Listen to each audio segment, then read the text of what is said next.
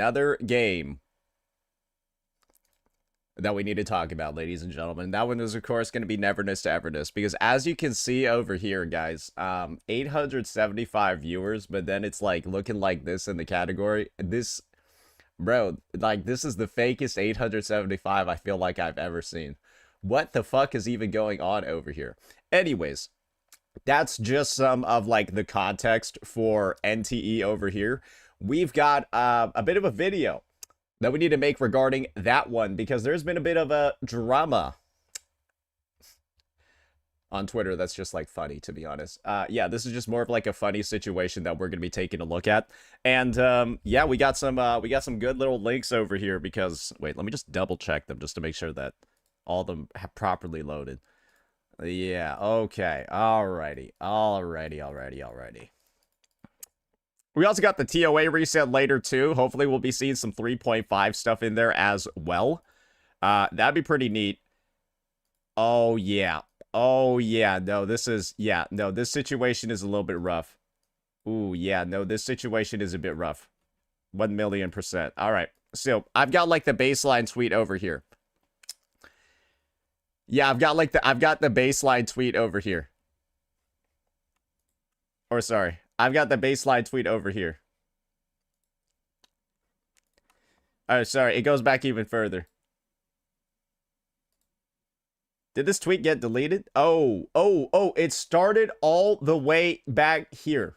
It started all the way back here where, like, somebody was, like, comparing sales numbers between Lacrimosa and Hiyuki.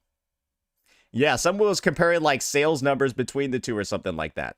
And,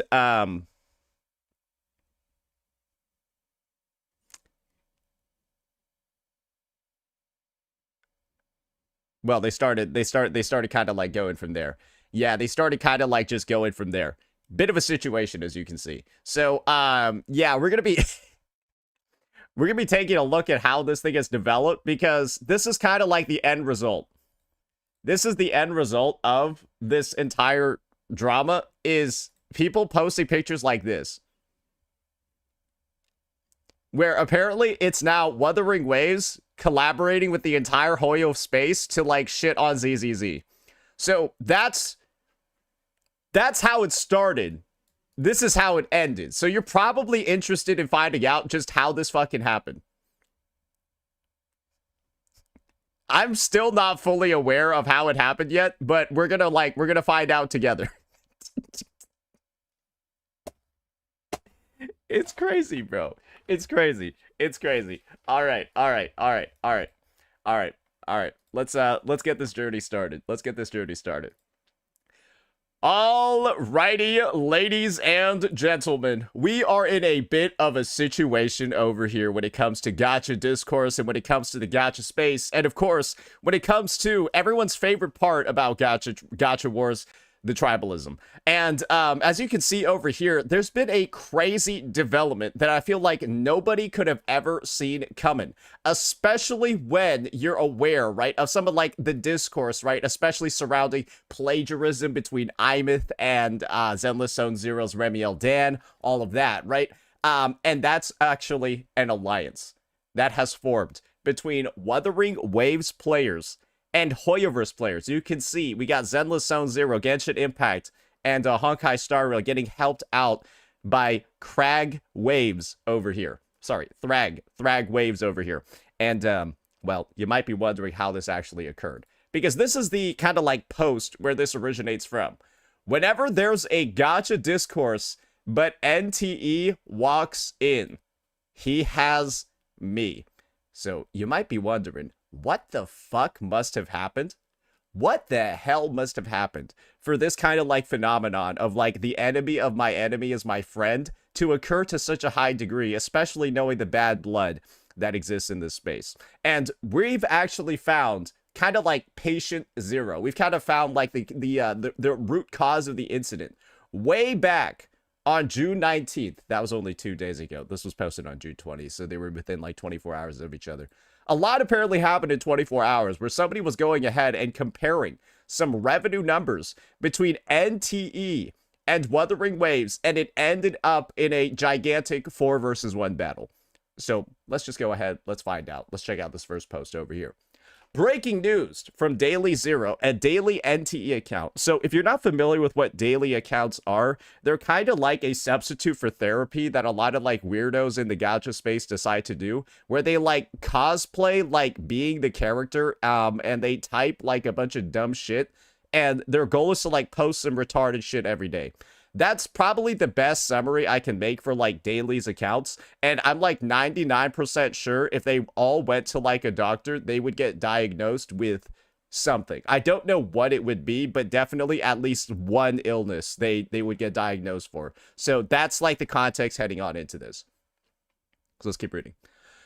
Breaking news, Lacrimosa's banner did better than Hiyuki. Lacrimosa is essentially this small vampire child-looking unit that, you know, does tend to appeal to certain demographics.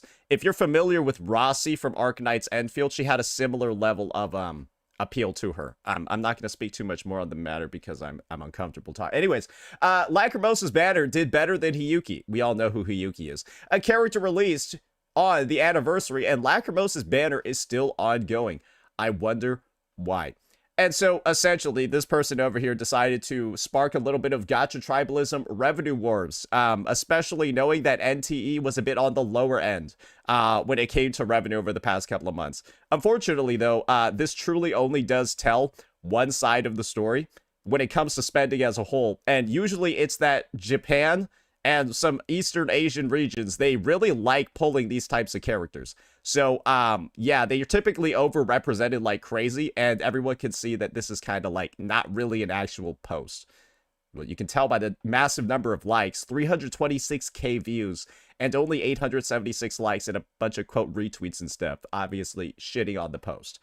And so we could definitely expand on this one further, take a look at like all the different reasoning, take a look at like the actual sales numbers that show that like, well, NT is nowhere to be found in comparison to other gachas like Wuwa, Genshin, HSR, blah, blah, blah. Like NT is nowhere to be found here alongside AKE. We can definitely take a look at this, right? And all the posts talking about historic lows, the stock price of NTE dropping like crazy. Sorry, there's another post I needed to pull up over here. I know I said I wasn't going to cover it, but this is just, it's kind of just like free money, right? It's kind of just like free money. Yeah, it's just like people got like posts here talking about like how the stock price is dropping like fucking crazy. Half this shit is in Chinese though, so I'm not going to try to read it. All I see is there's an arrow going down, and green means bad in China for some reason, while red means good. It's just, there's a lot of stuff surrounding this, and then you combine that with the fact that this game's player count has been shrinking faster than your balls inside of an Antarctic swimming pool. Yeah, it's not looking that good.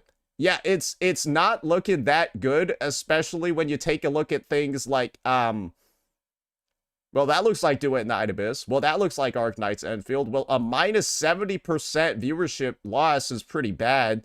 Minus 5,000 in a month, that's pretty bad too. Yeah, I don't think anyone looks at these numbers and then says, yeah, this game's doing really well.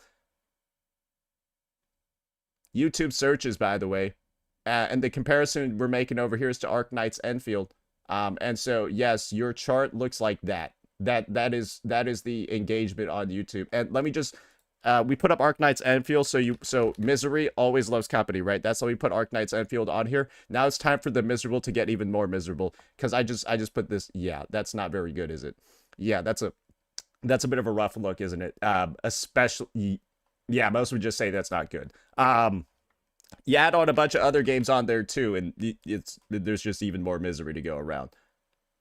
Yeah, there's even more misery to go around. So you can just tell that these two games, Arknight's Enfield, so on and so forth, they're literally at like the bottom of the space. They're literally at the actual like rock bottom of the space when it comes to engagement and viewership. And well, when you see all the metrics and stuff, it's hard to take singular points of, well, data that only show estimations of mobile revenue very, very, very seriously. So that's what's going on over here. And so, as you can see, it probably makes a lot of sense that there's been, well, responses to that. And this is one of the responses in general. Some of these NTE motherfuckers are really brain dead. Can you talk about your own game without mentioning others? And this is a situation where I'm just going to say, hey, feel free to mention whoever you want, especially if it leads to drama that's this crazy, where like your post is getting like 300, 400K views, and then there's like 30 other offshoot posts that result off of it so I can cover it. Yo, keep doing that. I'm so cool with it. I'm so cool with it. So there were like more responses and stuff over here. Much more and more people shitting on this daily account. It is what it is. But this is where stuff truly went crazy. This is where stuff truly went crazy. Because, as we're all aware, when you begin comparison, fair play is to do some more comparison back. Because if you decided you want to compare revenue numbers, knowing that everything else surrounding NTE looks like a fucking shit show, so that comparison was already bad, well, what if you actually start comparing the quality of the actual stuff that happens in-game?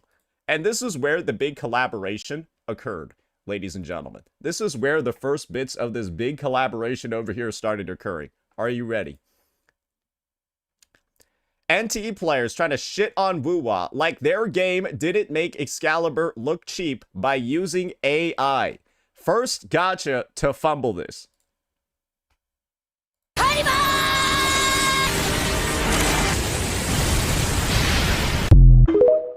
And so, essentially, this is them showing, I guess, the, like, Excalibur animation that Zero, the main character from NTE, showcases in one of their boss fights.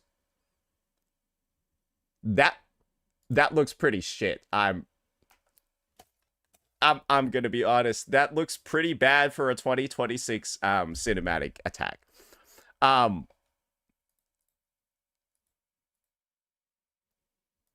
I like that the impact frame doesn't even look like anything. What is that supposed to be? Yeah, like the impact frame is supposed to look like the attack. This just looks like a... Bro, this looks like the back of a Yu-Gi-Oh card. Yeah, that's the best way to describe it. It's the back of a Yu-Gi-Oh card. What the fuck? And then it just... That doesn't... I'm not going to necessarily say that this was done using AI, because my personal take is I feel like AI should have done a better job. Because, like, that looked like so shit, it was unbelievable. Like, it just looks like it was done badly. Like, I don't even know what AI has to do. It just looks terrible. So... The main takeaway is that AI or not, this looks really low quality. This looks like slop. This looks not good. And this is in NTE's latest update. Because it feels really odd that a game is deciding to go ahead, or a game's community is deciding to go ahead and take shots when the actual game itself looks like this fucking shit. Looks like this fucking... Oh, God, there's more. Oh, right. Oh, right. We all... yeah, I forgot about Fraxinus. Yeah, I forgot they did that. Yeah, I forgot NTE just straight up copied Fraxinus and named it Fraxinus and then actually added... Oh, wait, they did it again? Oh, wait, no, this is just the scene from Wuwa. So you can see that it's just... They just did theirs. It's just worse.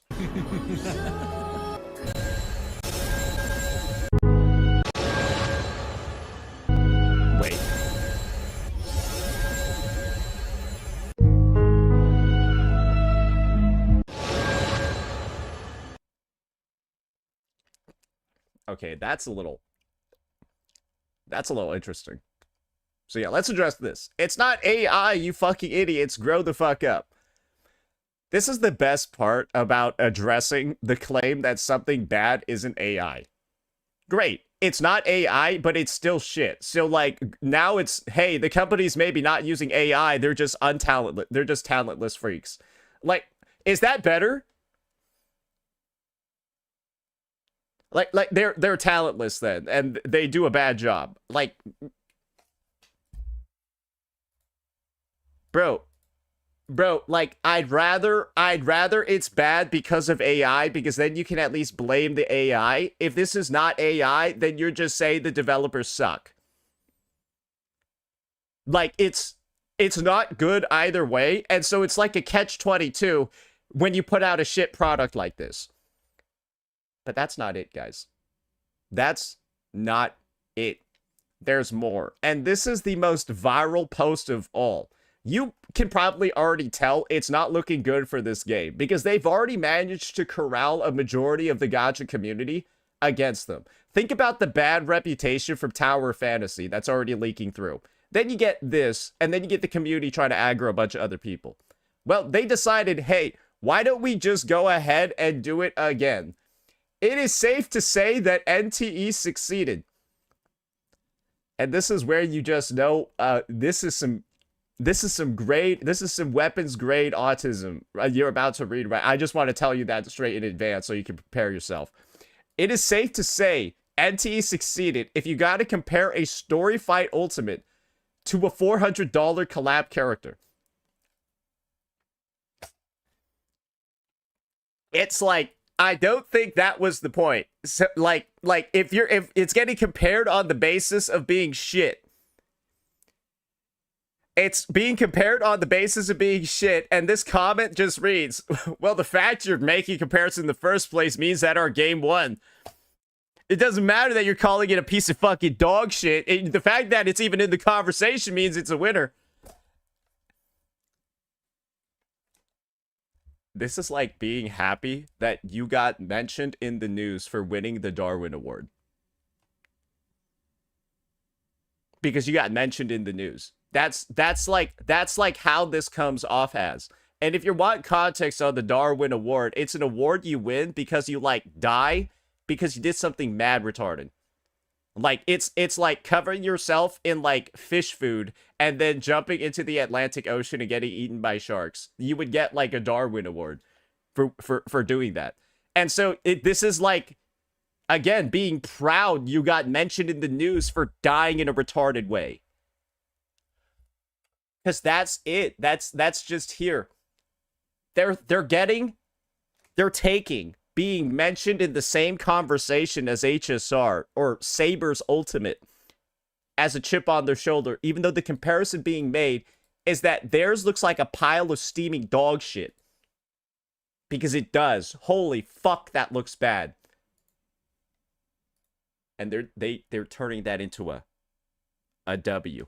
So, do you kind of like see over here why I have this take about daily accounts? Bro, what kind of mental illness do you need to come to that conclusion when you're getting made fun of? And you want to know what the best part is? Bro, they proceeded to follow up on this by showing the male character's version like it was any better. So why don't we just take a look and see if, like, truly, like, the cinema has just eluded us this entire time.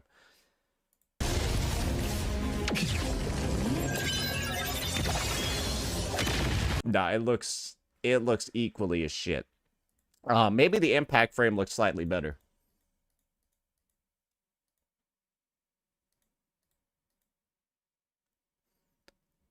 I love the facial expression. Like, this truly does look like a dude about to unleash a powerful attack, right?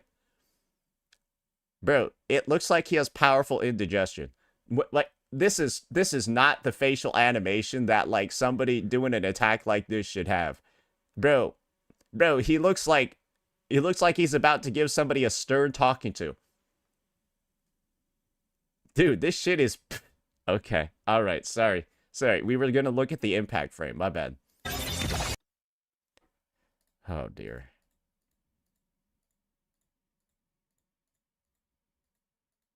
Wow. That's, It doesn't even... Okay, never mind. Still looks like shit. Yeah, no, that looks fucking bad. I'm sorry. I'm sorry. Do you see why this post has 1.7 million views and 344 likes? That's a bad ratio. That is possibly one of the worst ratios I've ever seen. And yeah, as you can tell, this is just embarrassing. This is just like an exercise in shame. And apparently there's another link over here. What's this one? Rather than fighting other games fans, NTE fans should put your energy for the devs so they can fix the damn bug. Oh, I saw this one earlier. Get ready for this. This is also in the NTE 1.1 update. Water's known as the past. She wants changing splashes. Bro, this game looks so bad. Bro, this game looks so shit. Bro. Dude, you can't, dude. I'm sorry, bro. Dude, I don't even know what to say. This looks fucking boo-boo. Water's known as the past. She wants. Bro, can we just talk about how, bro, this is somehow worse than, like, this feels worse than the Genshin scene. With, like, where the rocks are, like, shaking. You know the one I'm talking about, where it's like, you got that one motherfucker Dane's Leaf, and, like, he's banging that Abyss Order guy off screen, and the rocks are just shaking and shit. Bro, the rocks look better than this. This is just, like, what the fuck was that? Dude, I'm sorry. Dude. No, this can't even be AI. This is just bad. She wants. Bro, I'm sorry. AI would do a better job. Who is doing this? Dude, who is doing this? Is this... This has to be, like, one intern.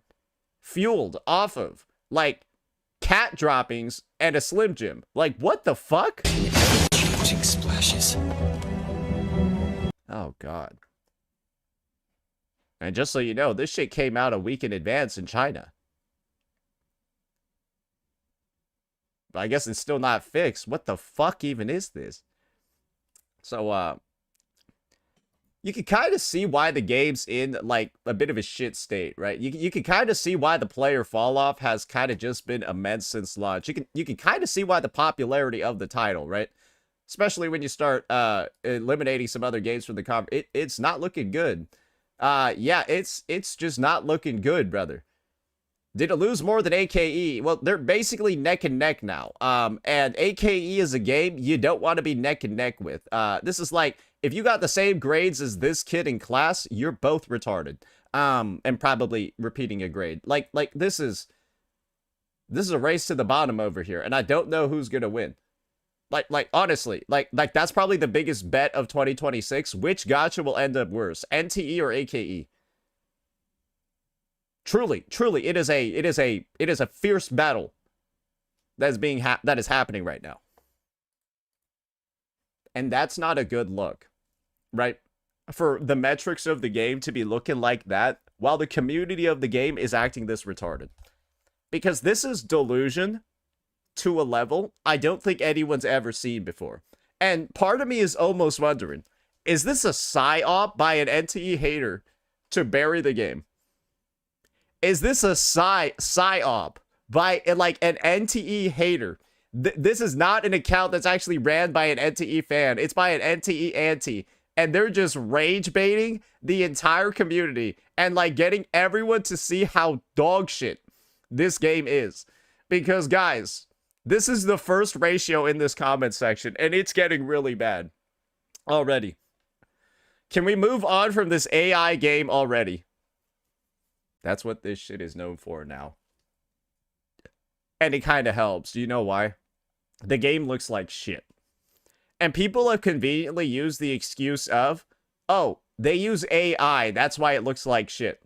Guys, I think the game looks so fucking bad, they aren't even using AI. But, like, the game gets the cop-out of, well, it's AI, that's why it looks bad. I don't even think they're spending that much, bro. I think it just looks terrible in every fucking way without the use of AI. So it's kind of just like, man, it's bad in every degree possible. And that's where this original post came from. This was actually before the team-up post with the rest of the Hoyoverse games. People saw this shit. They saw how much this post is getting fucking dragged, bro. Bro, let's look at the quote retweets. Bro, just look at the quote retweets. That's so cool. What prompt did you use? Let me show you what Peak Excalibur looks like. Bro, this shit is just getting quote retweeted, and every single one has like over 1,000 likes. Bro, like every single one has more likes than the original post. And that's where the collaboration came from, guys. NTE was so shit, and it looked so shit. It literally united the gacha community in talking about how shit it looks.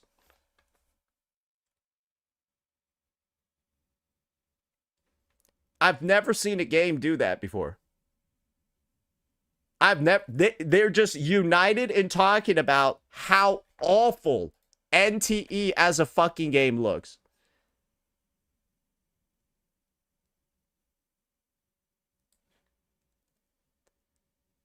And that all originated from a post talking about woo-wah revenue compared to NTE revenue.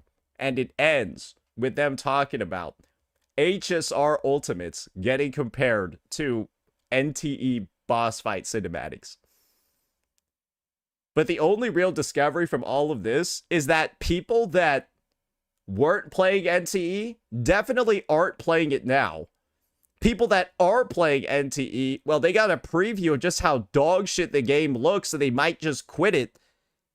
And now it's just become the literal laughingstock of the gacha space. The actual laughingstock of the gacha space, guys.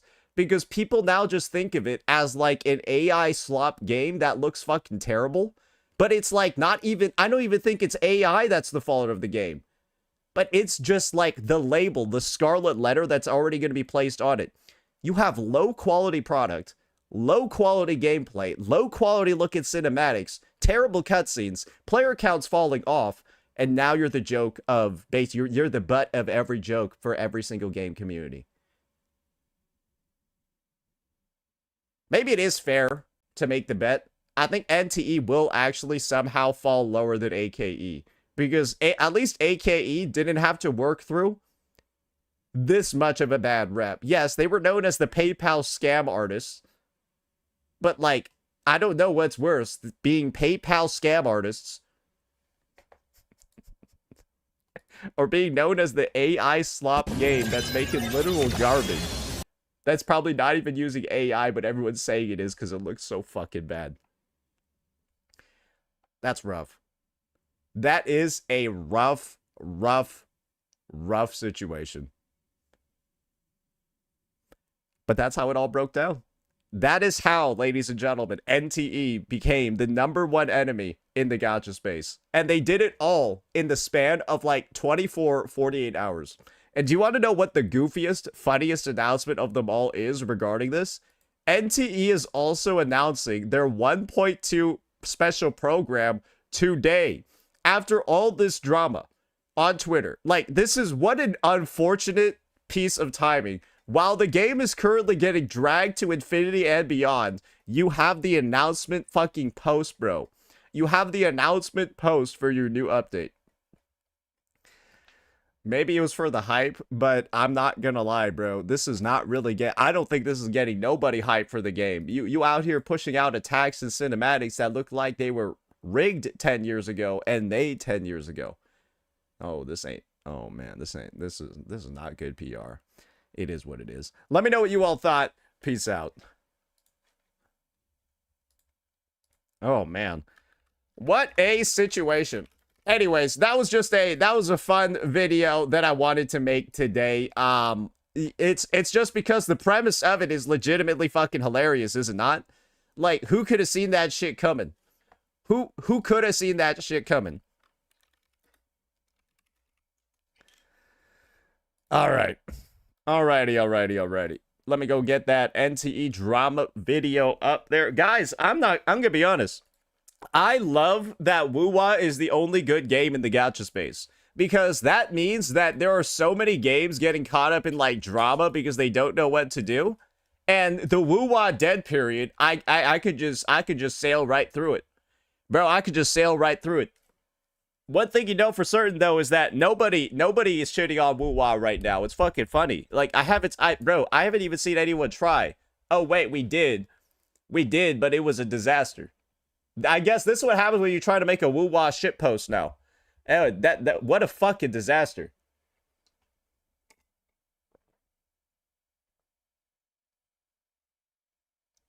What a disaster. 2A reset went. We've got like another hour remaining for that one. So yeah, that's gonna take a minute. That's gonna take a minute. All right. All right. Oh, NTE drama.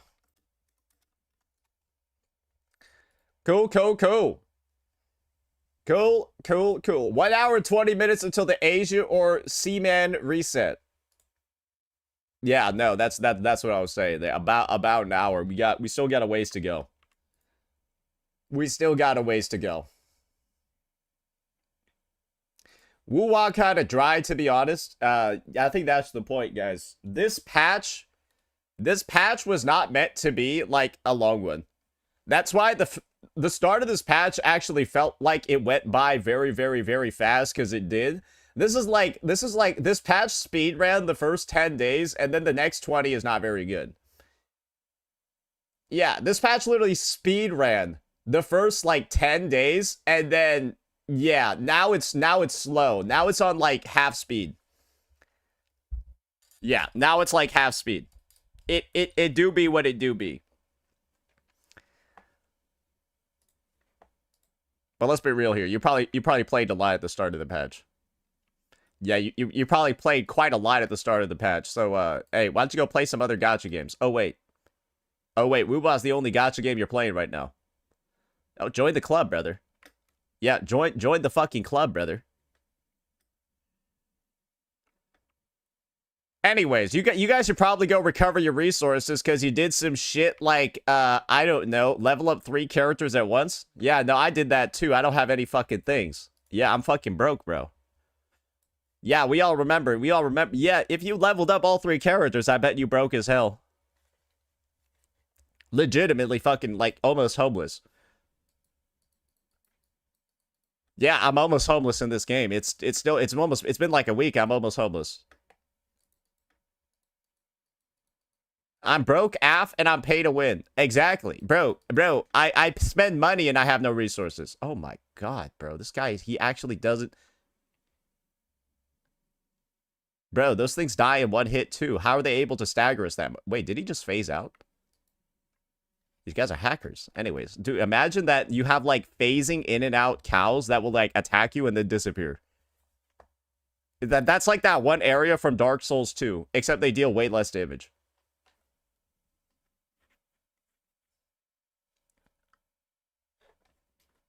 Yeah, you all remember that zone, don't you?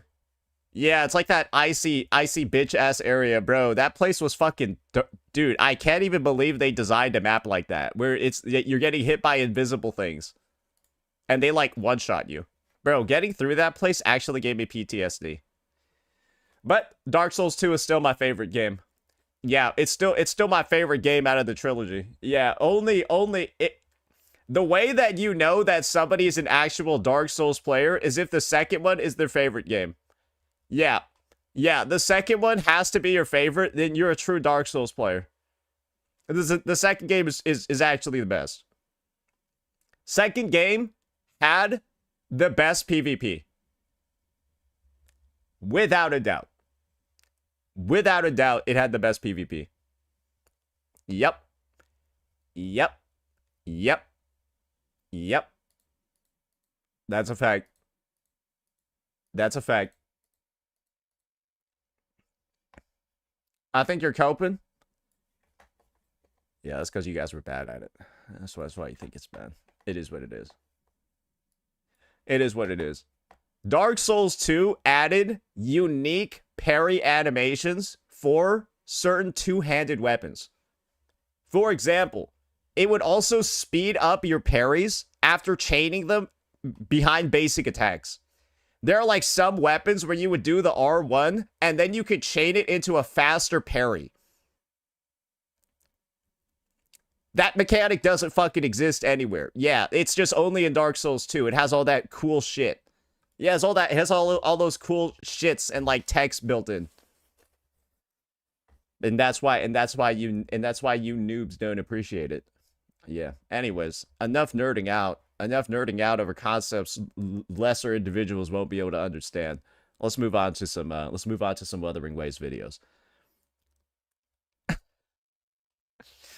Guys, the funniest thing is like LARPing becoming like a popular phrase. That to me is the funniest shit ever. LARPing becoming a popular phrase. Do you want to know why? Because I have to be one of the furthest things like from a fucking LARPer when it comes to so many of these situations. And like, I know you guys are the true LARPers. Like, I know you guys are the real LARPers. Like, let's just be honest over here. Let's just be honest. Try Witcher. Okay. All right. Yeah, I'll do that.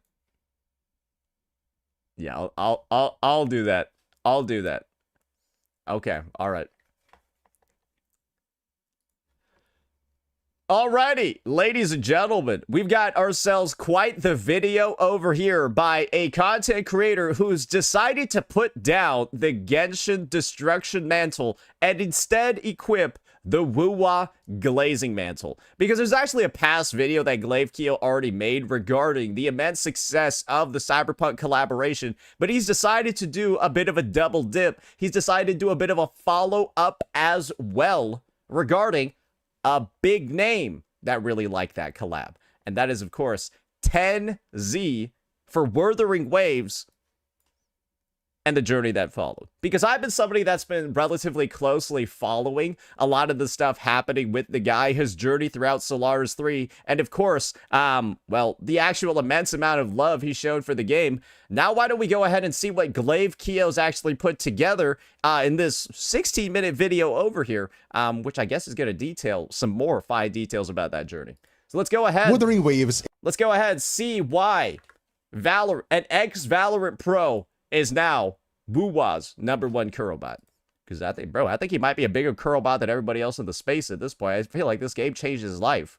Wuthering Waves is becoming mainstream. I think a lot of people have already shared that statement a lot. It is a conversation that has been happening since a year ago, with tons of new content creators covering it, the characters dominating social media. The game won an award at the Game Awards 20. This was big. Yeah, a lot of people kind of like viewed this as an illegitimate reward, right? Initially, because it was a gacha game. And they're under the mindset, oh, like the players just voted for it so they could get free stuff in game. Then there's like records of people where they actually play the game and they're like, oh, I see, this shit was like actually deserved. Oh, my bad. 2025, everybody considered it to be the peak of Wuthering Waves. But recently, with the Cyberpunk collab, conversations about the game have been becoming even more widespread. So people still view it that way. I think it's harder and harder to do that, especially after the Cyberpunk collaboration. The Cyberpunk collaboration is actually a time when some of these individuals decided to give the game an actual chance because the collaboration was viewed really, really, really well. And well, guess what? It's a good sort of like lever. And when it's a critically acclaimed collab like this, where basically every single person says it's good, and it's like a AAA level collab, it's better than AAA collabs, well. So much so that they reached tens. One of the most popular esports players of all time. Wait till you're rolled. You're actually so clean. What the f? Counterattack? Oh, what the f? There's a parry? Oh, there's a parry function! Oh my god. Oh. Wuwa's a good game for certain types of players. Think like your FPS, MOBA, etc. If you're like good or you like playing those types of like games, Wuwa is typically going to be one that like kind of activates some neurons for you. Wait, how do you... Okay, wait. How do you do this? How do you do this? Oh my god, the combat is sick. Of course, the funny thing is that unfortunately though, parries do kind of... The experience of hitting parries does truly depend on which character you're playing. Yeah, because for certain ones, it's like, oh, I wasn't even trying to do that. Community welcomed him with open arms, and it became a very popular talking point in the space. But why does this matter? Well, before that, if you want to see more content from me, feel free to smash the like button and subscribe. Hit the notification bell icon to keep up with my videos. Okay, why do you have to put this gay-ass one up here while he was saying that? videos. Without wasting any more of your time, let's just get right into it. First, let's Like, address that one was just, that was just super, that one was super gay. the big elephant in the room. Who is Tens? I am sure most of you are Gacha players already and have probably never heard of him. So how are we I don't know what it is, but I feel like for some reason, a majority of people, like a good number of people, even within the gacha space, have heard of him for reasons. going to talk about how big this situation is without you knowing who the main character of the video is. Because this guy is not just any esports pro player, this guy is the esports pro player. Just like who Faker is to League of Legends, Tens is to Valorant. Coincidentally, they are both in the same org, but that just happened recently. Isn't this like past? I'm sorry. I got like. Isn't this like past tense? Like all of this. Yeah, you guys remember that callback? You like that one? Yeah, like this is past tens, right? And this whole esports like player pro thing, he's like retired. Let's go a bit further back. Tens really feels like a once-in-a-lifetime type player. Oh, man. All of him loses face, and he's getting a jumping one as well on defeat. I said this the first time I called Tens. This is his world, and we're just living in it. As you can FPS highlights don't look that hype ever. I've realized that. It's really hard to make like FPS highlights look good. That just looked like some regular ass gameplay. Like, I'm just gonna be honest. Wow, dude, these guys, these hype dudes, right? That are trying to make like hype clips or compilations and stuff. Bro, FPS highlight makers, they got their money they got their work cut out for them. Bro, I feel like in like, I'm just talking about competitive games. Think like League of Legends.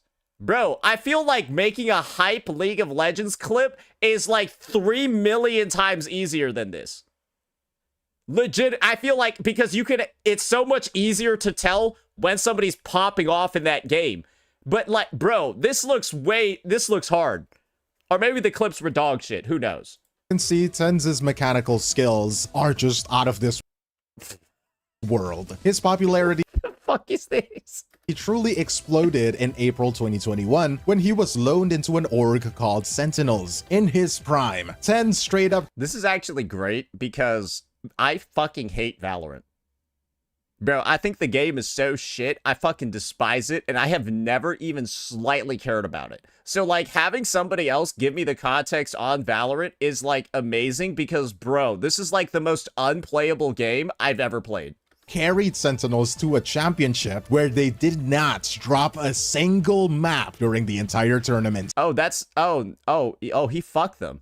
His level of mechanical dominance during this era created the largest individual gap between one player and the rest of the professional scene in the game's history.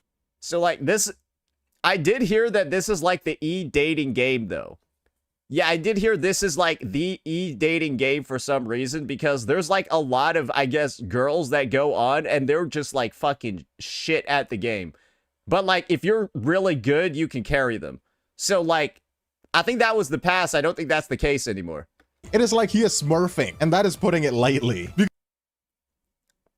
And I think it's a lot easier to carry in this game than it is in, like, League of Legends. So, like, League, like, became, like, the non-meta game because all you need is a dog shit jungler and then your girlfriend's breaking up with you. Because he's playing with other pro players. But skipping forward, a lot of things happened, and he retired from pro play and decided to be Sorry, let me just... A lot of things happened. That's a fair summary for the situation. And he retired from pro. The Sinister Sisters? play and decided to become a full-time content creator. Luckily for him, he is not just a robot who aims well. He has hella personality and he has a lot of fans. And this is a fun fact, but I just find it kind of funny that Tens and the CEO of Wuthering Waves both cosplayed the characters from ReZero, who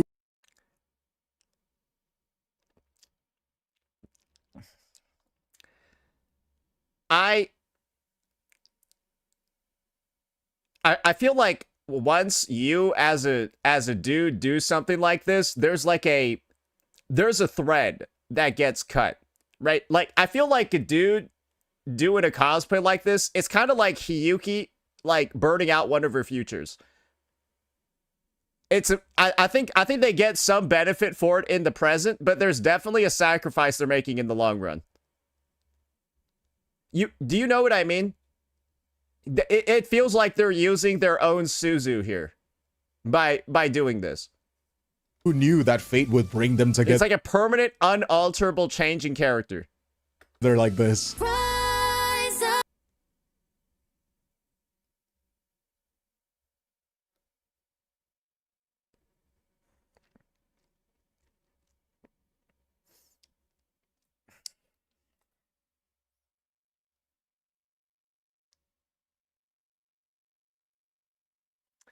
Yeah, you remember what yeah, like y'all, I don't think that there's no better way for this video to have like proven the point that I was just making. I just want y'all to tell that. I feel like that was just poetic.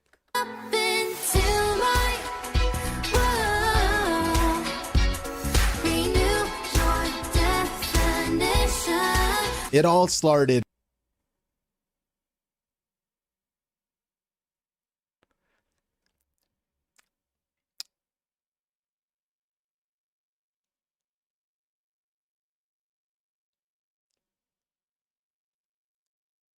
I have one question. Like, what's the intended goal?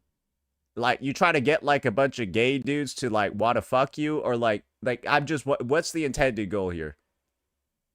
when he was queuing for a comp game in Valorant for the higher ranks in the game. Understandably, it takes a long time to queue. I remember back in the day he would play aim trainers, but recently I have seen him play other games. On one stream he said, Literally any time now. Wait, should I play Woo-Wah while I'm in queue? Because I literally just installed it. I was gonna try it out because the combat like seems so much more intuitive and more fun than Genshin. So he just wildly out of nowhere took a shot at Genshin and just started playing the game. That's crazy. That's a wild origin story. and just like that, the journey began. But well, his That's a painful origin story for Hoyoverse players. first playthrough wasn't really a playthrough, he was just playing it in between queues. So it's not like he actually dove deep and spent hours on it. He fought Dreamless, the introduction boss. The Dreamless is not the introduction boss, you fucking LARPer. Dreamless is the fucking chapter 1, act 1 end boss. Crownless is the first boss, you fucking dipshit. Which hooked him into the game. Like literally every Oh my fucking god. Now that's embarrassing. one of us when we first started. Ooh. But then he just Oh, fuck. Wow, that is some grade A LARPing right there. Holy fuck. You and the editor are both LARPing.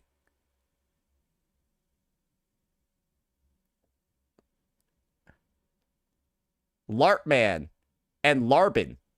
went back to playing competitive games like Valorant and League. The next day though, after finishing his competitive games, he spent the rest of the stream playing Wuthering Waves, just because a lot of chatters were asking him to play it. And as you can see, from the stream time alone, you can assume he enjoyed his time playing it, because he streamed way longer than usual on that day. But getting into the game though, he was immediately met with the biggest filter for every new player that starts playing Wuthering Waves: dialogue. Mountains and mountains of straight up dialogue. Mounds of yap yap. Thank the gods and Solon, we have a skip button. Okay, should I just skip this? Okay, Sana tells you that Jinshi will meet in 3 days. But still, he was pressing that skip button a lot. And I don't know, I just don't see that as a good sign. I mean, imagine going from a competitive game where you have to log in He probably has ADHD, bro. I hope y'all recognize that. He probably got ADHD. I would imagine that's why he's good at these games. That and he's like a TikTok kid, isn't he? To win. So reading a cluttered He actually has it? Oh, okay. Well, great. But he's literally got like, I mean, the honest term for it is that ADHD is like considered a disability. So like, yes, he I guess technically he does have a mental disability that prevents him from fully absorbing the story at the same level as other people. dialogue story. He also struggled immensely with pronouncing words that are either Chinese or the jargon in the beginning of the game. And there is a ton of explaining. I don't know how to pronounce it, man. Imagine like just learning English and then trying to fucking read this. I'm literally a one trick and I still can't do this.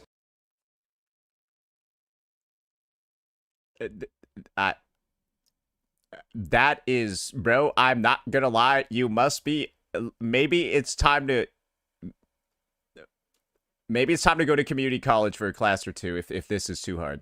I'm just going to be honest here. This is not really that crazy of a paragraph. Like if we're struggling to read this, guys, oh dear, we got it. I would not brag about being a one trick if this is hard to read. Thankfully, he's still Bro, look at the last sentence. Okay. The only thing crazy here is sexagenary. That's probably the only thing that's crazy here, but it's like, that's obviously capitalized, so it's just meant to be like some fucking weird shit. Like, it's capitalized, so it's like a proper noun, so it's just like some fucking thing, right? That'll probably get explained later. Like, oh man. I still can't do this.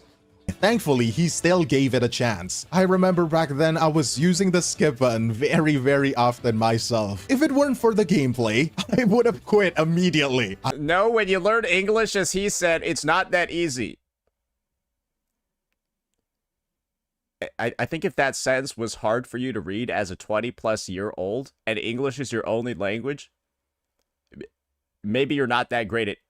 I'm just gonna be honest, maybe you're not, like, that amazing at English. Like, bro, if that's your only language and you can't read a regular paragraph... I guess that goes the same way for tens. Because I'm just saying this, guys. Some people don't recognize this, but this is a literal fact that occurred as a result of the pandemic and COVID. People nowadays are so much fucking worse at, like, reading comprehension than they were, like, 10 years ago.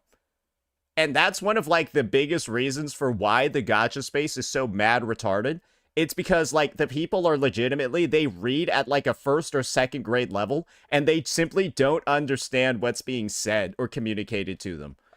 That's why there are so many people that are just straight up, like, wrong about, like, story elements. They're just, like, wrong about what happened in the lore. That's why there were so many individuals during my Edge Runners playthrough that just did not actually know what they even watched.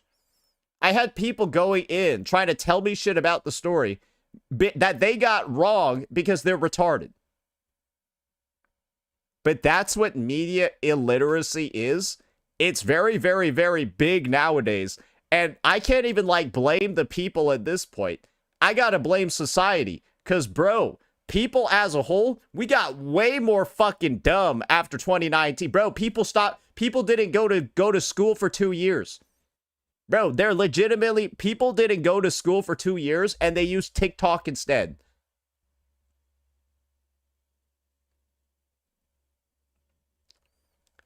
And guys, Tenzi himself literally said he's an English one trick. But now I have retarded people in chat. I have, like, retarded people in chat talking about, like, learning English. Bro, he said he's an English one trick. What are we doing here? After the YapFest tutorial, a lot of features of the game unlocked for him, and that includes the trials for the newer characters. And maybe that's why I didn't really have issues with Woo-Wah's story. Guys, think about it this way.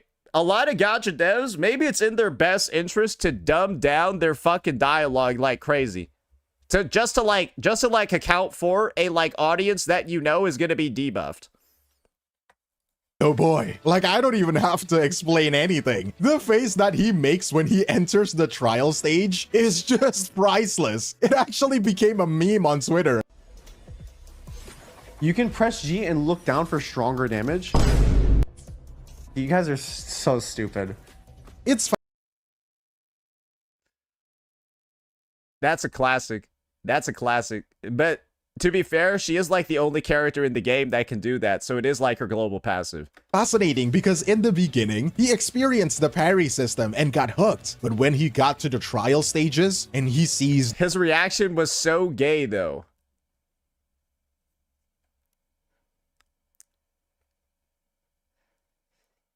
Well, I mean, you kind of have proof that is not the case, so the ults and animations, I think he actually fell in love. Oh my god. Oh my god. Oh, wait. Oh, Jesus. Sick. What the? He's not going to be saying that later when he gets interrupted 17 times trying to do her regular rotation. Yeah, you can't dodge on that character, by the way. I'm just telling you, can't dodge on that character. After testing the newer characters on the banners and their teams, he went on to experience other parts of the game, like going back to the main story and skipping the dialogues again. But it's not all that, thankfully. There are other aspects of the game besides the story, right? He went out to explore. He unlocked flights, and this is what he said. Imagine just taking flight through the air like that and just saying it's average afterwards. I'm actually a piece. And you know what? I think that is fair, considering the environment and the tutorial was pretty basic. But brother, just trust the process because there is so much more to this. Trust me, just give it time, because in the future, you will have moments like these. Oh man, this is really good. I thought this shit was gay as hell. I'm gonna be honest. I know some people really liked it. I thought this was kind of gay. Dude, my asshole is fluttering right now. Oh my god, this is such a banger of a song. I'm like I'm playing Kingdom Hearts. But legit, the entire I would just be honest, wasn't that she was kind of gay? time, I just watched him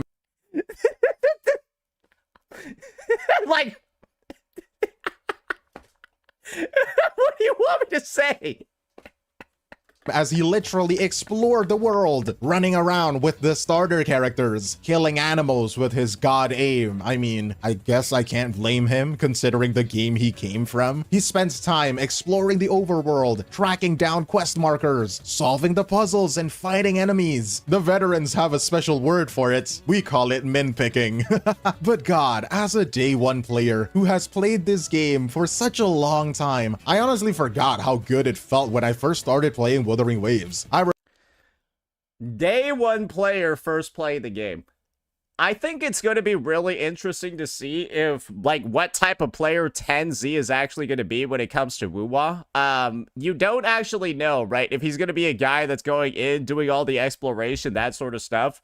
I'm personally just of this opinion.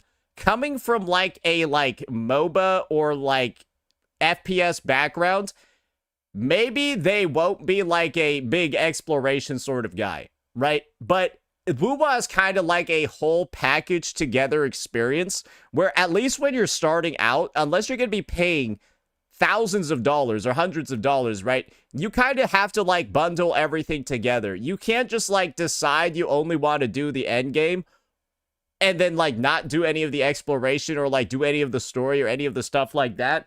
Everyone in here, right, is talking about, oh, he's gonna turn into a quick swapper. He's gonna turn into a quick swapper. Yeah, he's gonna fuck up the TOA. How does he get there?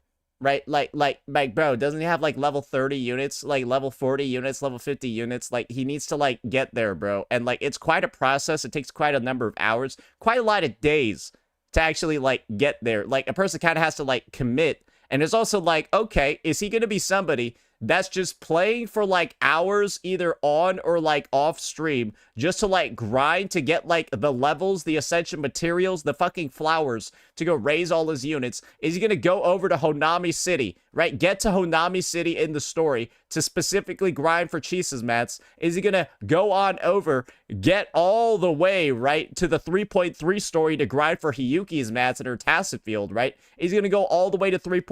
Blah, blah, blah, right?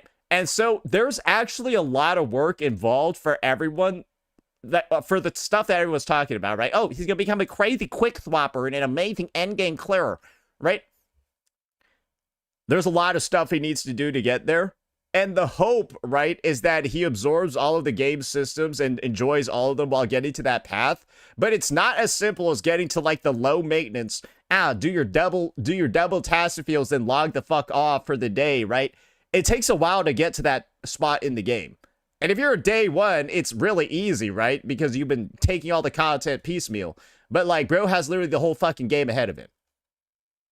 Remember the feeling of being able to grapple, run on walls, and double jump. I remember back then there was like a sequence you could do to jump incredibly high in the game. Like, we didn't even have flight back then, but it was already so magical to me. Seeing Tens play is like seeing myself play for the first time, and it's a wonderful feeling. I explored the map and enjoyed every little bit of it. But for Tens, that map has gotten significantly bigger, and I'm just happy for him. Good for him. A highlight.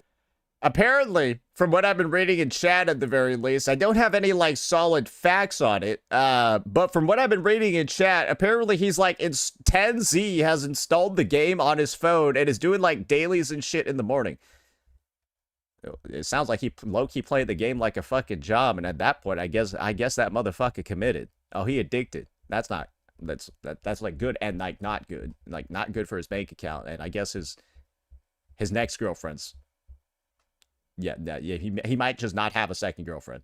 In the exploration that I think is worthy of talking about is when he found the red aura enemy. That was probably the first time where he actually had to lock in a bit more in the combat. His characters were dying and he actually had to dodge the attacks. And I think he's in the right mindset, you know? Right now, he's just bad. Okay. Obviously, I'm just done.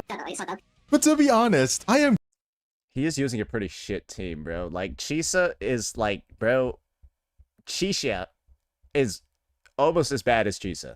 glad that he reached that realization early, because we all know later in the game, especially in the holograms, it doesn't matter how much money you spend, it literally won't save you. The endgame bosses here are straight up skill checks in every possible way. But not the Nameless Explorer. That's the shittiest fight in the fucking game. That is a check. That Nameless Explorer hologram is a camera fight. You're fighting the camera.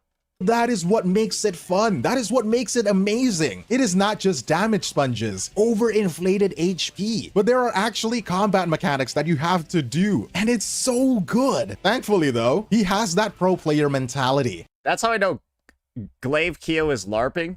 When he put up the Nameless Explorer as an example of like a good hologram fight. Bro, you could have actually chosen almost any other one. Like literally almost any other hologram in the game, and you chose the gimmick dog shit boss fight. Bro, the LARPing is unreal here. Bro, when's the last time you actually played? I gotta call you the fuck out, Glaive. Bro, I bet you haven't even played this update. Bro, you are fucking LARPing like crazy right now, bro. Bro, you calling the first boss Dreamless, now you doing this? Competitive mentality. Tens discovered his characters were literally taking self-damage because he was executing inputs incorrectly. Why? I will say that's a relatively new thing they added to the kit, where like Lucy and Bu Ling will like literally kill themselves if you don't do their inputs properly. Which is like, I don't know why they do that, but like it's in the game. Why does the character do self-damage? Uh, do you want the short explanation or the long one? Combo failed. Instead of getting mad, his pro gamer brain triggered an obsession with mastering the combos. Beta losers will cry about Sanhua's playstyle, but the Alpha 10s, when he doesn't know how to play a character, he will learn it, and he will learn it well. Fooling, one of the more challenging characters to play in my opinion. She's really easy. She's one of the easiest characters in the game. Once you like, I think you just need to press 4 buttons on her. Like you just got to know like which buttons to press, but I think it's 4 of them. Learn her in just 10 minutes. As a new player, he straight up entered the tutorial training grounds to practice the combo inputs. Yeah, so Booling's rotation is like 3 to 4 buttons. I was just watching it and it's just insane. This guy has potential. So like maybe Glaive is LARPing a little. Now it feels like Glaive might be LARPing a little bit over here, where like he's kind of grossly overstating how hard her rotation is. And it's if you've actually played it, then you would be like, wait, you kind of make a 10Z look slow. The thing is, this is very interesting. I doubt that he would even get into the game this deep without his chat being incredibly supportive. So I would just like to give a round of applause to whoever was there to watch Tens play Wuthering Waves and You got some fucking nerds in his chat, bro. It's like these guys, they like wait for the moment. And I can understand why they're so desperate to backseat. It's because I'm too good at this game and I can't get backseated. So it's like truly, naturally, they've just been looking for the opportunity to try to like tell somebody how to play this game. They've been fucking chomping at the bit for months. It's just, I'm too good. I'm too good when it comes to things like team comps and like rotations and shit like that, bro. Nobody even tries to make a suggestion because they know I'm already doing the best in slot. It's just that simple, right? It's truly, genuinely just that simple. It's just that easy to understand. So it's like new woo-wah players. Think about it this way. Guys, being bad at Wuthering Waves is legitimately like a career buff. Because you will spawn people in your chat who desperately want to tell you how to play. Because they'll think you're dog shit at the game. So, like, even if you're not bad, like, low-key, pretend to be bad, and you will just have, like, plus 100 viewers that desperately want to, like, give you advice. give him tips about the game. You are the absolute goats. The chat provided the real-time combo strings. This is the type of nerdy, like, shit, like, bro, if somebody typed this shit in my chat, I'd ban them.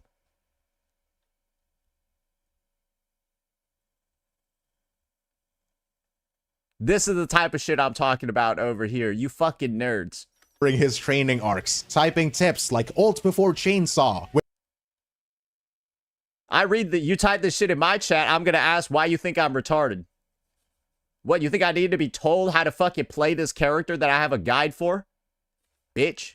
When he was practicing Chisa, they will tell him about the open world points of interest, like the Red Echo boss we talked about. Without chat, I feel like all those guys are banned from here.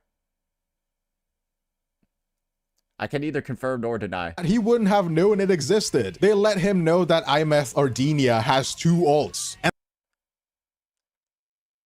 yeah, no, I think if somebody tried to remind me that Imeth had 2 ults, they would get banned. Nah, that is if somebody wrote in my chat that Imeth actually had 2 ults and like implied I wasn't using them, I would ban them, yeah. And that is a big thing, because as a new player, nobody would suspect 2 ults, right? Because that's the thing, guys. There's a dynamic over here when somebody obviously is like an expert on the game, knows it, and when they don't. And like some guys, bro, there's a meme, right, where it's like, glazing woo-wah is why this heart beats, right? Like, it's like, bro, backseating people is why some Twitch chatter hearts beat. I'm not even joking.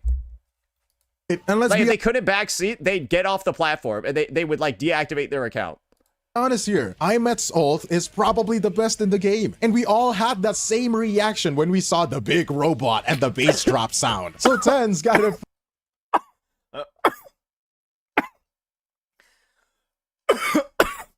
I almost died, bro. I almost choked on coffee.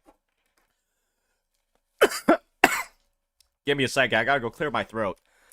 Ugh. So, I took extra damage because I didn't want to spray out on my monitor. Yeah, oh man. Yeah, I took some self-damage there. Like, boom.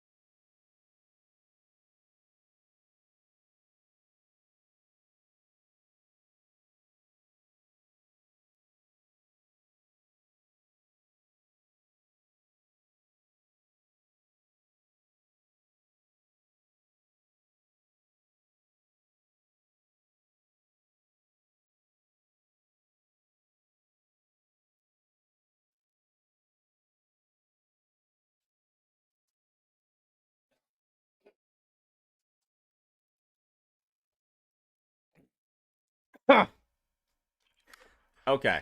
Alright. Alright. Alright. Alright. Alright, we're back. We're back. We're back. We're back. We're back. We're back. I might be coughing a little bit, but yeah, we're back. pretty good clip when he saw that live on stream. And because Tens came from I feel like I need the context of that. the Red Echo boss we talked about, without chat, he wouldn't have known it existed. They let him know that Imeth Ordinia has 2 ults. And that is a big thing, because as a new player, nobody would suspect 2 ults, right? I will say, I'm surprised at how open. I'm surprised at how open he was to this much backseating. But then again, maybe he's just like, maybe like that's the way he's like taking it. Because I remember there's been like a couple of other situations where it's like other people trying to start different types of gacha games. I'm thinking back to like Nicholas Light and Zenless Zone Zero, where bro got backseated so fucking hard in Zenless Zone Zero, he like quit the game in like a day. But then obviously he was also getting backseated in Woo-Wah, but then didn't quit. So maybe it's just the type of backseating that gets done by the game communities. For ZZZ, guys, well, there's a reason why. I assume there's a reason why. How the fuck did NTE go up to like 4.5k? I assume there's a reason why ZZZ has so few viewers all the time. It's because anytime somebody like new tries to get into the game, they get backseated. God damn. Anyways, like they get backseated into Infinity and beyond. I need to go take a look at this.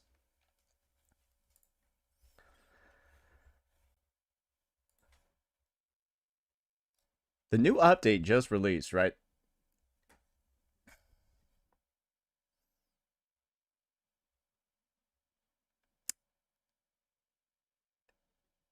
That's why there's a reason why that game was just like not growing for the longest period of time. The community is pretty dog shit. And let's be honest here, Imet's ult is probably the best in the game. And we all had that same reaction when we saw the big robot and the bass drop sound. So Tens got a pretty good clip when he saw that live on stream. And because Tens came from a Genshin background, chat also helped him getting familiar with the characters or with the systems, like how copies of characters work like constellations in Genshin. Was that him playing Genshin? Bro, why does he look like he's 5 years old? When Tens got lost in the UI, the chat provided direct instructions, like C is for echoes, to check his mail, press this button. What? That's... Bro, what the fuck? Was this the motherfucker 5? Who is that?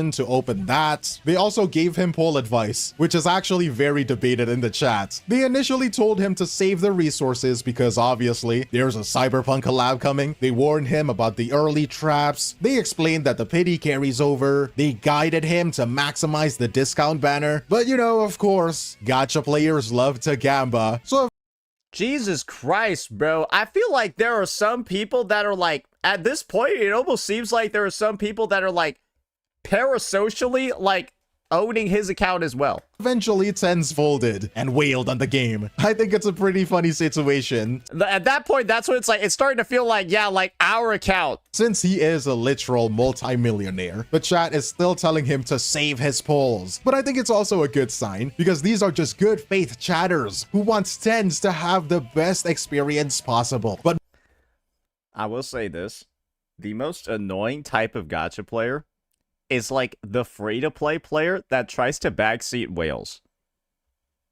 Bro, just like shut the fuck up. Like, dude, like please just shut the fuck up. Like, bro, you are like free to play and like this person is spending money. You live in different fucking worlds. Shut up. Like, holy shit. Dude, the worst, bro, I think the worst instance of this was when I was doing S6R5 polls and these free-to-plays were like trying to backseat which banner to pull on. Bitch, you've never seen this many pulls before. Shut up. Like, bro, like what are you doing trying to give advice? You don't even know what to do here. Like, you have no experience in this. How could you give advice? my number one praise goes to the top comments on his YouTube livestream VOD. It reads, pretty much what Wuwa does is get you hooked into the game early with the combat, but I know this guy. I think he watches. I think he always posts random fucking shit on my channel too. everything else around the game can Don't know if you'll read this. Pretty much everything Wuwa does is get you like hooked and shit. Oh, blah. The story early for this region has a lot of terminology. Blah blah blah. You need to understand its slower pace, but afterwards you will not want to skip the story at all. But there's these first few acts is understandable. But give it a proper try after you finish Act 6. You won't be disappointed. Jesus Christ. Yeah. Okay. All right. consistently improves. The story early for this region has a lot of terminology you need to understand, and it is slower pace, but afterwards, you will not want to skip the story at all.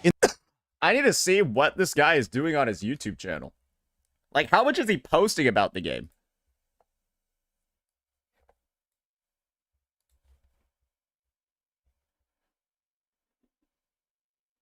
Okay, I'm not gonna lie. What the fuck is his, like, avatar? Wait, what is this? Is fucking Jimmy Neutron shit. What the fuck? Yeah, I'm not gonna lie. The fuck is this? Yeah, I'm not gonna lie. The branding here feels diabolical to me. Yeah, the branding here feels diabolical to me. It looks like a Saturday morning cartoon, but it's the average Valorant thumbnail. Jesus Christ, what a fascinating space. So he posts most of his stuff on shorts. Okay, yeah, okay, I see some Muwa stuff on it. Not a lot though. Not a lot. It's not as much as you would have thought. In the first I wonder where this comment even fucking is then. few acts, it's understandable, but give it a proper try after you finish Act 6. You won't be disappointed. You should try Valorant, to understand 10Z. I don't need to try out Valorant to see what type of game it is. I think you don't need to ever try Valorant to know what type of game it is. I'm a firm believer of that. You don't need to. Like, you can just look at the gameplay and look at it and be like, yeah, this is not for me. Wuwa's story is really damn good now, especially for a streaming experience due to how cinematic it gets. It is like you are playing through an interactive movie game. So yeah, please give it a proper chance once you start getting into Act 5 or 6 of the first chapter. After Guys, this is how you play Valorant. You take as many drugs as you can that increase like your reaction time, and then go camp corners and peak until you can crank some 90s. these acts, you will see improvements in pretty much everything, so take your time and enjoy it. To which Tens actually replied, I will keep this in mind while I'm playing more on stream. Thanks for the advice. Happy face emoji.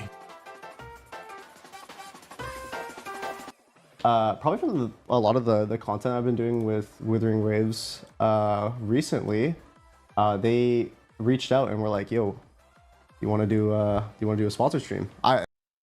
And this is like probably the first time I've seen like the Wuwa EN sponsorship team like actually do something like pretty intelligent.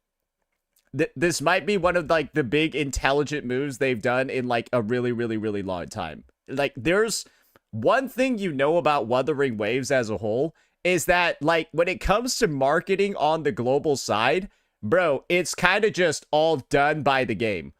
I am still to this day like baffled at how every single attempt at anything creator involved in EN never pans out. Never. And it's wild that only like I think the only times it's worked out well is like Giguk. That's what it feels. I think it was Giguk. Yeah, those are the few times where it's actually worked out well.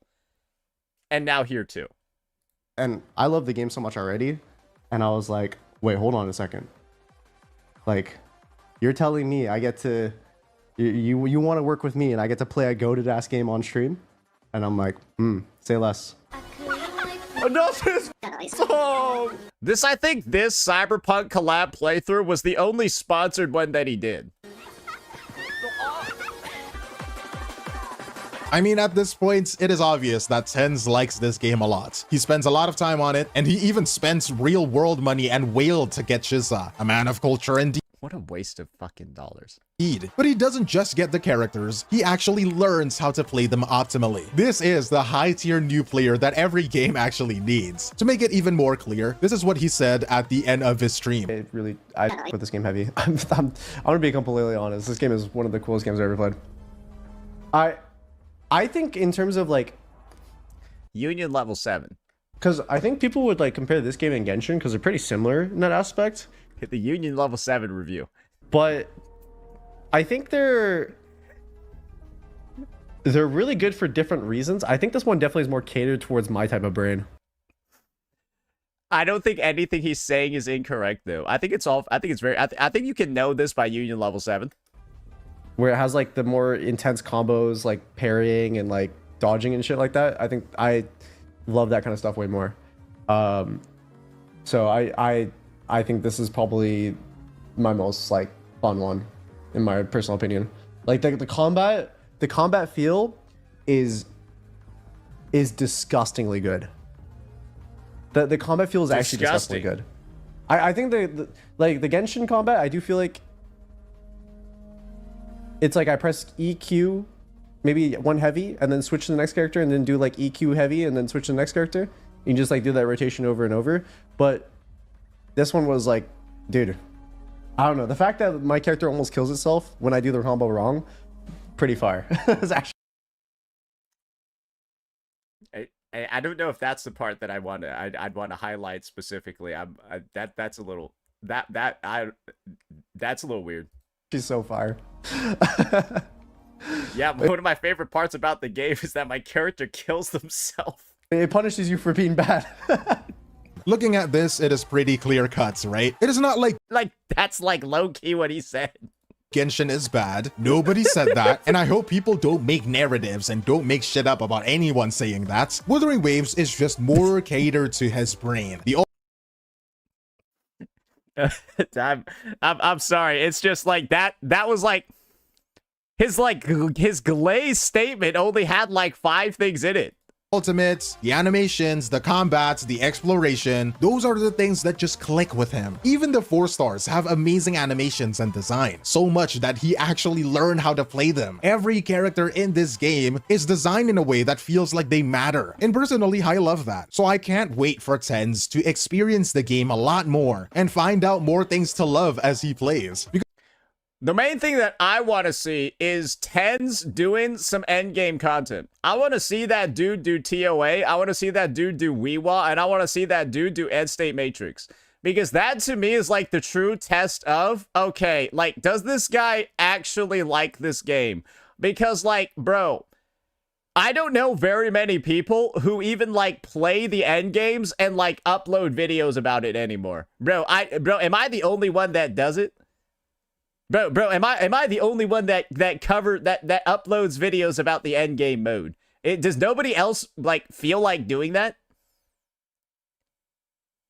Bro, does nobody else do that? I feel like I don't really see anything. Mormon and the Geon mate. Yeah, okay. But this is the thing with like Mormon. I don't think Mormon does anything else. Like, that's the part that's funny, is I don't think Mormon does anything except upload endgame videos.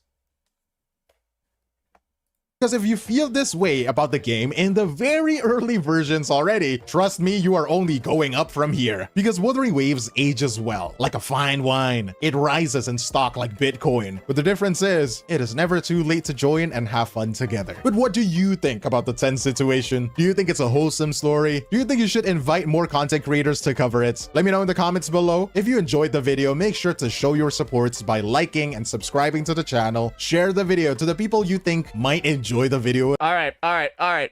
Awesome actual coverage over here by Glaive. This kind of like came off as like a very like documentary oriented piece over here.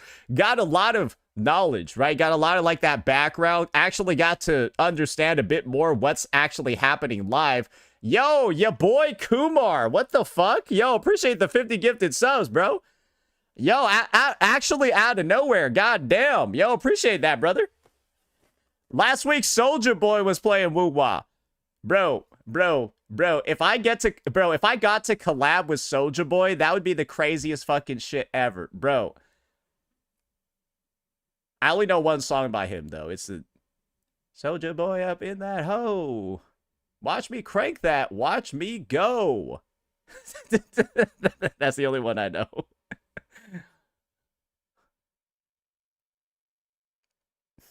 It's still a banger. No, that shit is still a banger. It still pops off whenever it drops at the club. Don't be lying on his name like that. Do you know how that song became popular? Bro, that song was popular when I was playing RuneScape in 2003, bro. Bro, when I was playing RuneScape in 2003, they were typing crank that in the Grand Exchange chat. Yo, enjoy luck. Appreciate the 5 gifted, bro. Literally playing RuneScape right now.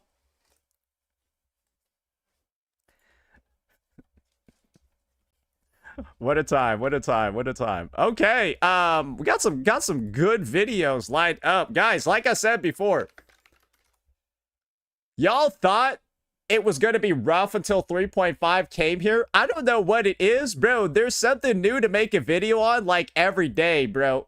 I told y'all, it's like, I feel like, bro, why don't more Gacha CCs do this? Guys, y'all just got to go ahead. Y'all got to make videos about everything. Y'all got to make videos about everything. And the best thing ever is making videos about bad games. Because guess what? When a game becomes bad, bro, you got to appeal to all the players playing the bad games. And there's a lot of them right now. In fact, pretty much every game's bad.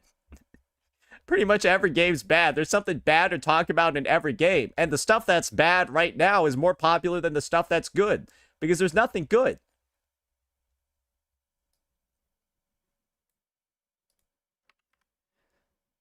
Has the ZZZ situation developed further? How much hate am I getting now?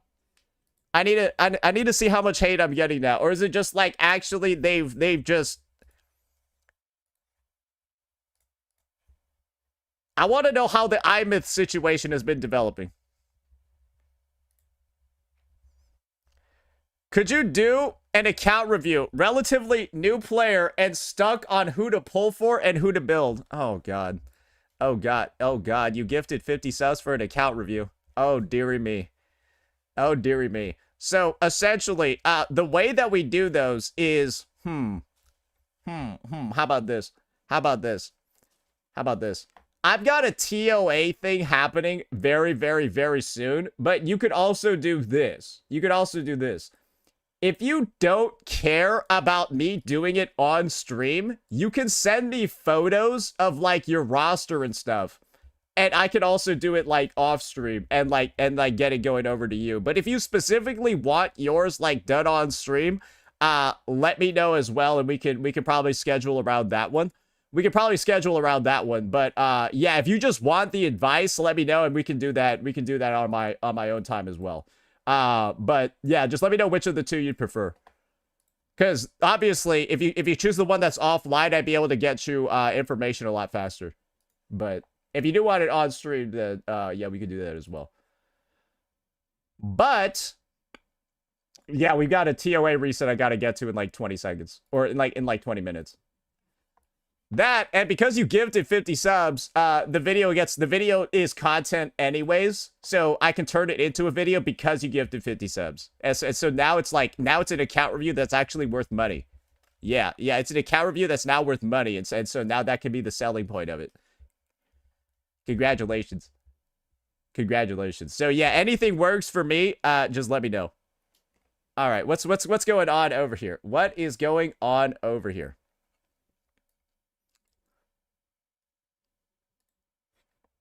In light of recent events surrounding Remiel Dan regarding her gameplay and design. Pink hair, white outfit, big boobs. Oh, you're sweet. Pink hair, white outfit, big boobs. Hello, human resources. So I think ZZZ players have disillusioned themselves into not actually knowing why people are shitting on Remiel Dan.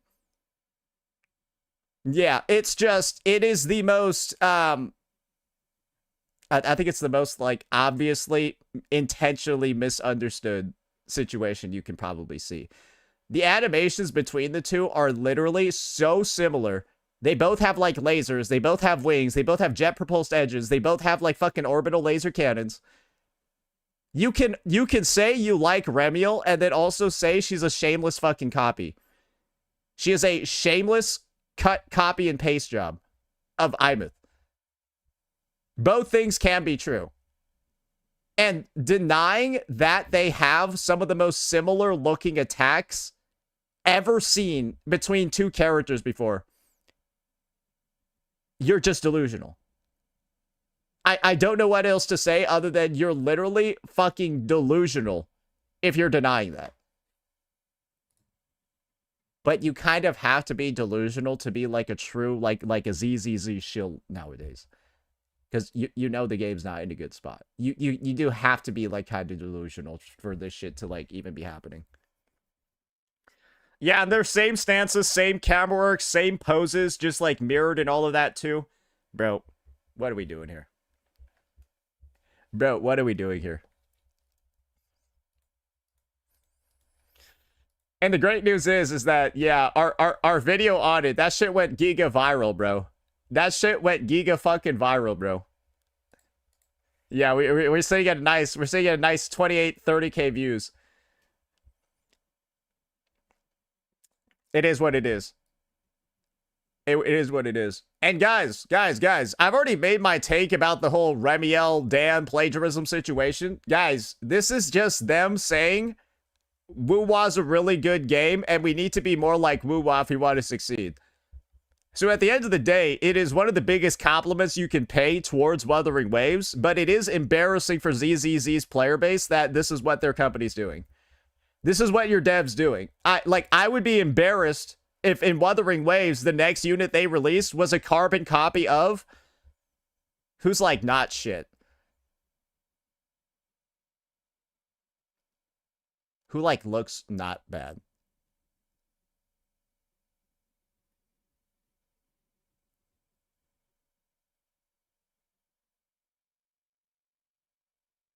Miyabi? Yeah, sure, I guess, right? Like, imagine if the next unit release was literally Miyabi. Frostfire attacks as well, all that shit. Or like a straight up copy of Yi Shungite. 2 ults, white hair, and then it starts throwing down physical swords. Starts throwing down fucking swords like crazy.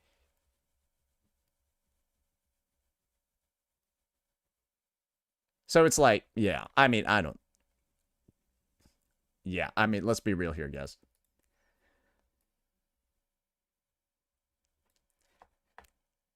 Let's be real here, guys. But that's the thing. Wuwa is the game that other people copy. Yeah, that's kind of the reality of it. Wuwa is the game that other people end up copying. That's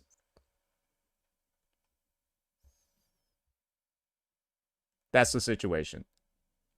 King Zhao. Yeah, are you trying to say King Zhao was copied from somewhere?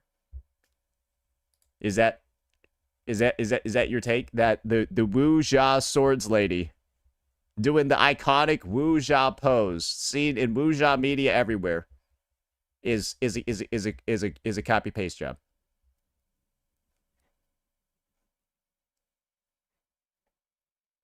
Oh, you're saying King Zhao is a Yi Shungite copy. Okay, never mind. That's even more retarded.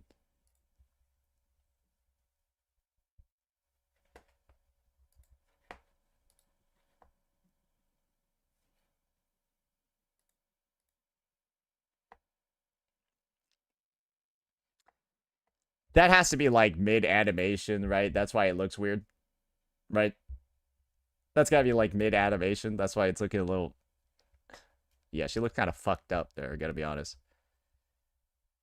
Yeah, yeah. Yeah. That's a little chopped. Where's her nose? Don't ask questions you don't want answers to. Yeah. These guys should have known exactly what was gonna happen releasing Remy Eldan. Bro, they knew that Wuwa players were gonna make fun of their game. So it's like, can you really blame them? Like, it is, you knew that was gonna happen. How is NTE at 5K viewers? I see what's going on, bro. I see how it is, bro. I see how it is. Damn.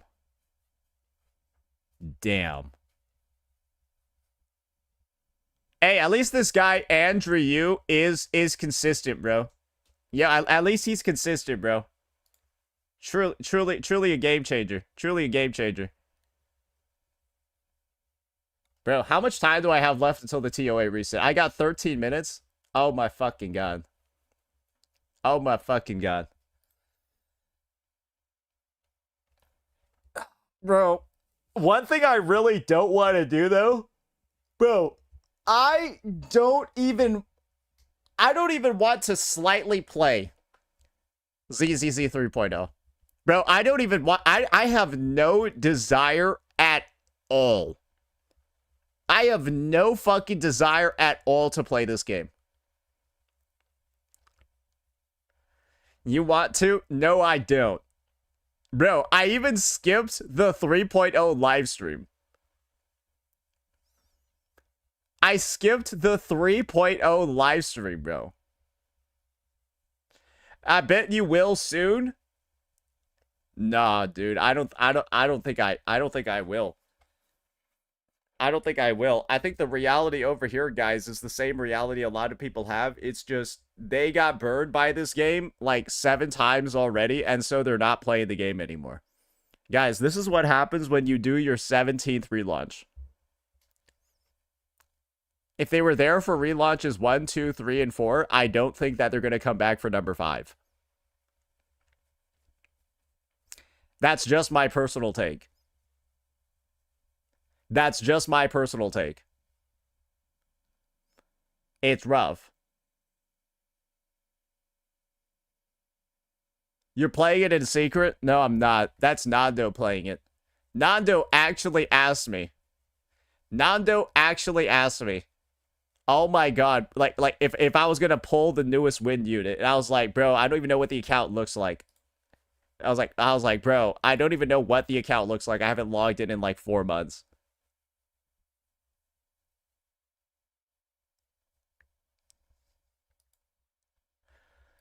Oh god. Oh god.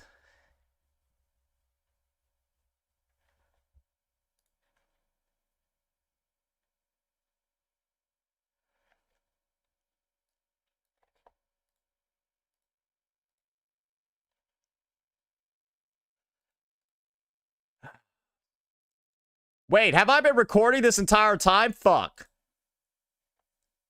Oh my gosh. Oh my gosh. Okay, well that's not a big deal. You can just click the delete button. Yeah, no, my homies can just click the delete button. All right, where is that was a glaive vid, right? What I don't understand is how there are so many people, like, on my case about my pronunciation of 10Z. That is, like, the default way you should be saying his fucking name. Like, tens, when he has 10 and then a capitalized Z, makes no fucking sense. Yeah, no, I'm sorry. I'm right. You guys are all fucking wrong. No, you guys are all fucking dumb as shit trying to gaslight me. Doesn't make any fucking sense. 10Z doesn't call himself that though. Yeah, that's because that's his fucking problem. His shit doesn't make sense. Bro, it's not my fault his shit doesn't make fucking sense. Don't blame me.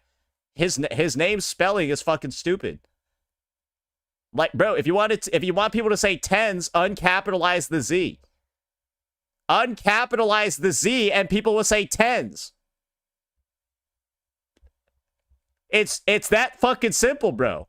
I'm not going to get off of that hill. It's fucking obvious. I'm right.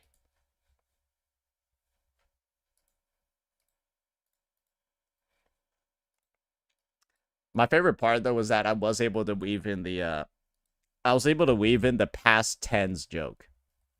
Like, y'all thought I wasn't going to be... Y'all thought I was just bullshitting. But, like, I legit, we used it actually in the most proper way possible. And you know that's a fact. I told y'all that shit was gonna be a banger.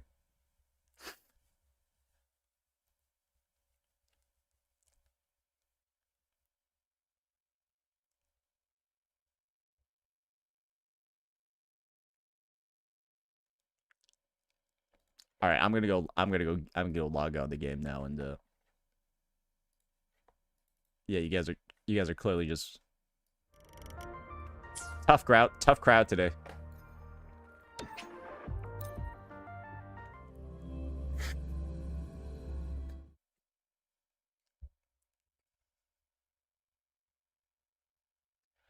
You're too old.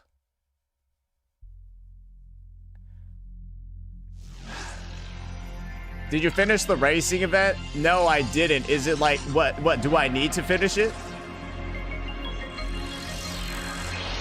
What, is it gone? Is it gone after tonight? Oh, I got 3 days?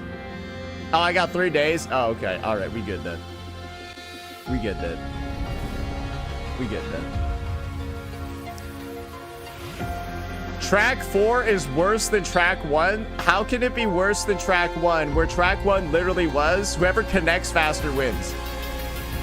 Bro, that's literally track 1. It's whoever connects, whoever has like the best connection wins. 4's worse. How?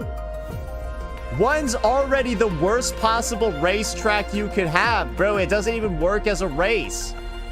Bro, 1 is predetermined before the race starts. How is 4 worse than that? Track 4 is a circle. At least you have an opportunity to beat somebody on a turn. Bro, track 1 is a straight line.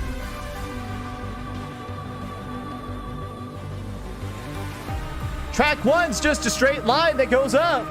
If 4 has a circle and has corners, you can at least try to pass somebody on the corners.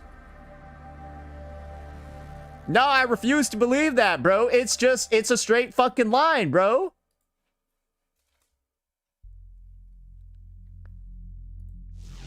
Because boosters are on the side? I don't see how that changes anything.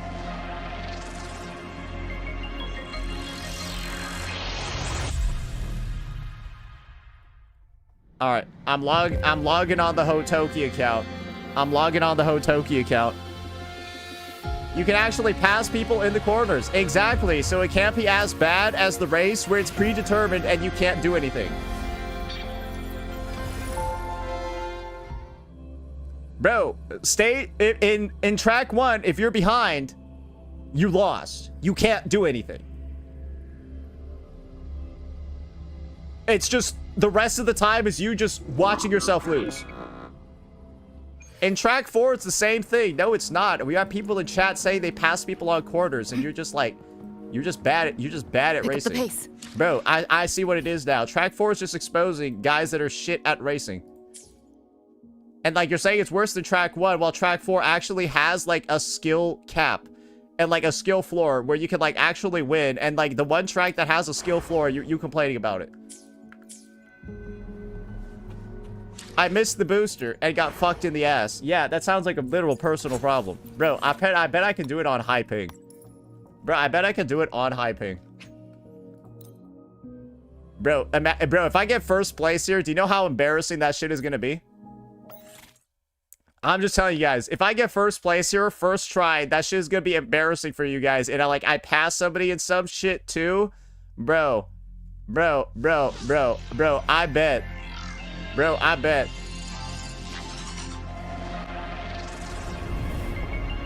bet.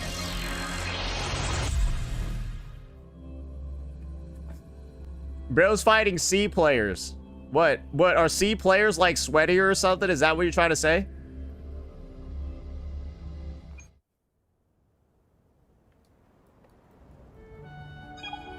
All right, let's go. Boom, boom, boom. Easy. Easy. Check this shit out, bro. How am I not in first place?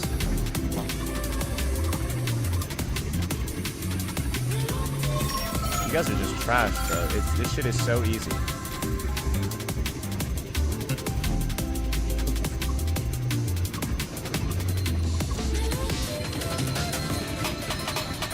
Dude, I legitimately think you guys just are dog shit at video games. Like, how are you complaining about this fucking track? This is legitimately embarrassing.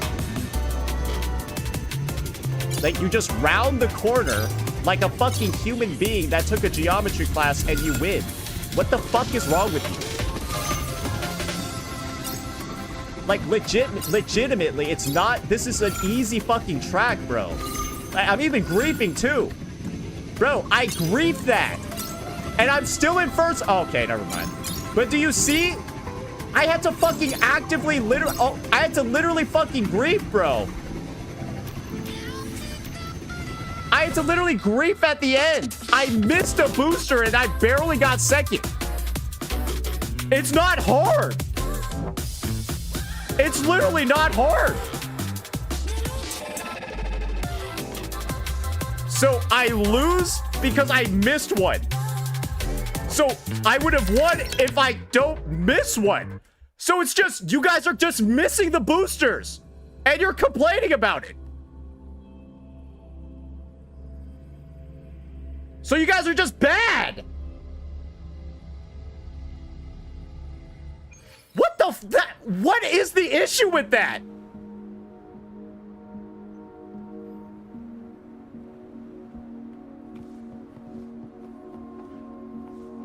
What the fuck? Literally, I just first... Ooh, I missed one on my first try. Oh my gosh. Easy as hell, bro. Anyways. I can see over here that there's clearly a lot of individuals who are, again, like, I just think you guys all didn't pass geometry class. You just round the corner. You get as close as possible to the fucking corner as you can, and then you will just win. Like, what the fuck? Like, you just put yourself on the inside so you travel less distance in a circle, bro. It's not... And guys, remember, I was on 300 ping the whole time. Guys, I was on 300 ping too.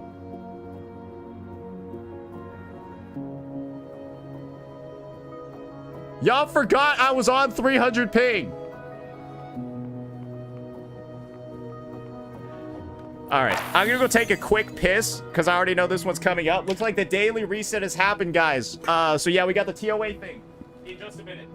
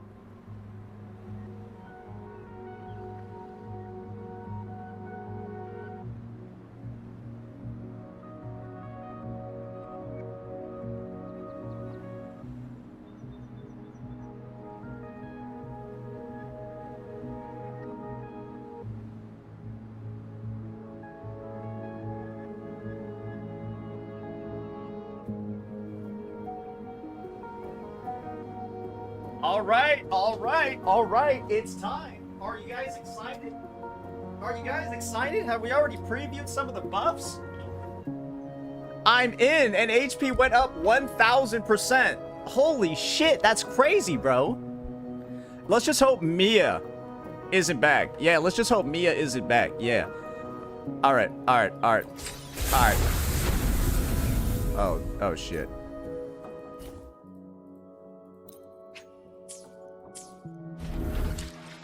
Okay, all right. Let's get the music volume down. Let's get this started. Okay, alrighty. Bro, they really need to, like, fix that door. Bro, this shit is still taking forever. Alrighty. Alrighty, ladies and gentlemen, we are back at it again for another Tower of Adversity reset. And we are on our resident C-Man's account to get this going. So we are getting it a couple of hours early, and that's how we get some of this preview footage. And of course, you know that this isn't actually going to be my account. So with that out of the way, all the units on here should be like S0R1, so we can get some pretty reliable testing with a bunch of different team compositions in 3.5. This is going to be live during 3.5's new Tower of Adversity reset. So I'm looking to see, are they going to preview maybe the designs of some of the new units moving forward? Are we going to see the return of some of the most cancerous bosses in Wu-Wah history with Mia, the Nameless Explorer, stuff like that? Or has Kuro decided to tone it down? Because last reset, we saw some of the biggest HP inflation we've ever seen in the history of the game with some of the worst bosses ever. 20% for some of the floors. And that's made floors 3 and 4, and by proxy, 1 and 2 potentially, a lot harder. So let's go ahead, get ourselves started in the middle tower first, just to see what's going on over here, and then, of course, make our way to the rest of the floors. All right, so first things first, this buff. Spectro and Havoc resistance decreased by 10%, and Fusion and Glacier increased. Wow, we're gonna have a fucking Fusion unit in the TOA for the first time in years, ladies and gentlemen. When's the last time you saw Fusion resistance, and by proxy, Imyth not being shilled? Been a while, right? So yeah, we're gonna have the Lampilu and Myriad, who's a bit of a nightmare, and then Inferno Rider, who can be a bit annoying to break, but not the most challenging boss ever. And the buff is gonna be a raw crit damage increase of 25% for everybody, so a bit of a general buff here, but then buffs to heavy attack and basic attack damage for 20 seconds when you, well, use an intro. So there's a lot of buffed characters that are going to exist out here, but they just got to make sure that they're doing heavy attack or basic attack damage. So a lot of units are going to apply at a baseline, but you also got to make sure that, well, you can use any team though, because you still have that crit damage increase. So why don't we go ahead and see just what floors 1 and 2 are looking like over here before we get into floors 3, and 4. I think a solid team for us to take a look at is obviously the edge runners are going to do very, very, very well. But I kind of want to try out a team that's doing neither basic attack nor heavy attack damage. And what better way for us to take a look at this TOA than to just use good old Zhang Liao Yinlin? Yeah, why don't we use a good old Zhang Liao Yinlin team, ladies and gentlemen, and just see how the cookie's crumbling over here. Can this clear? No rush. Hopefully, not with this gear, not with this gear on our Yinlin. But hopefully with this gear on our Yinlin, we should be good. Yeah, Augment's kind of bad. Let's put a String Master on her. Yeah, here we go. Here we go. All right. Let's see if this clears. The experiment begins. Yeah, no, Zhang Liao should probably get some pieces on him too. Yeah. Oh, we don't even have a set for him anymore.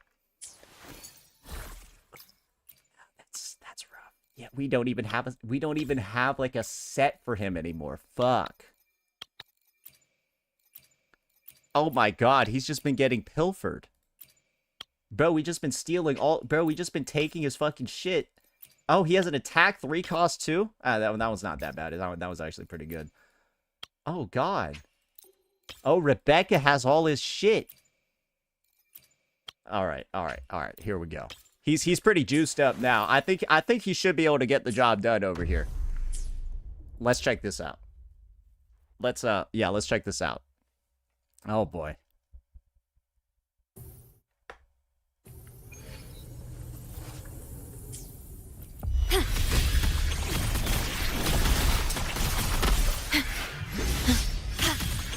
In war with time. All right. Loading. Tear them to pieces. Don't blink. Now Zapstring. It's our curtain call. Obey me. Variable elimination. Pierce All right, here we go. Nice crit, but like, wow, that did no damage. Reconfiguration. Yeah, I'm not gonna lie, this guy's a little bit tanky. Oh god, I got frozen. Damage. Critical. Reconfiguration. Yeah, I'm not gonna lie, that does not look good for a From rotation. the heart. Yeah, no, that is looking a little bit rough. Iron graft you knew. Bro, I don't even think Linnea's gonna help this out, bro. Like, what is that? Loading. Tear them to pieces. Watch them. I'll pay it back tenfold. Bro, and then the freeze is not really good in this team, bro. Time to wrap it up.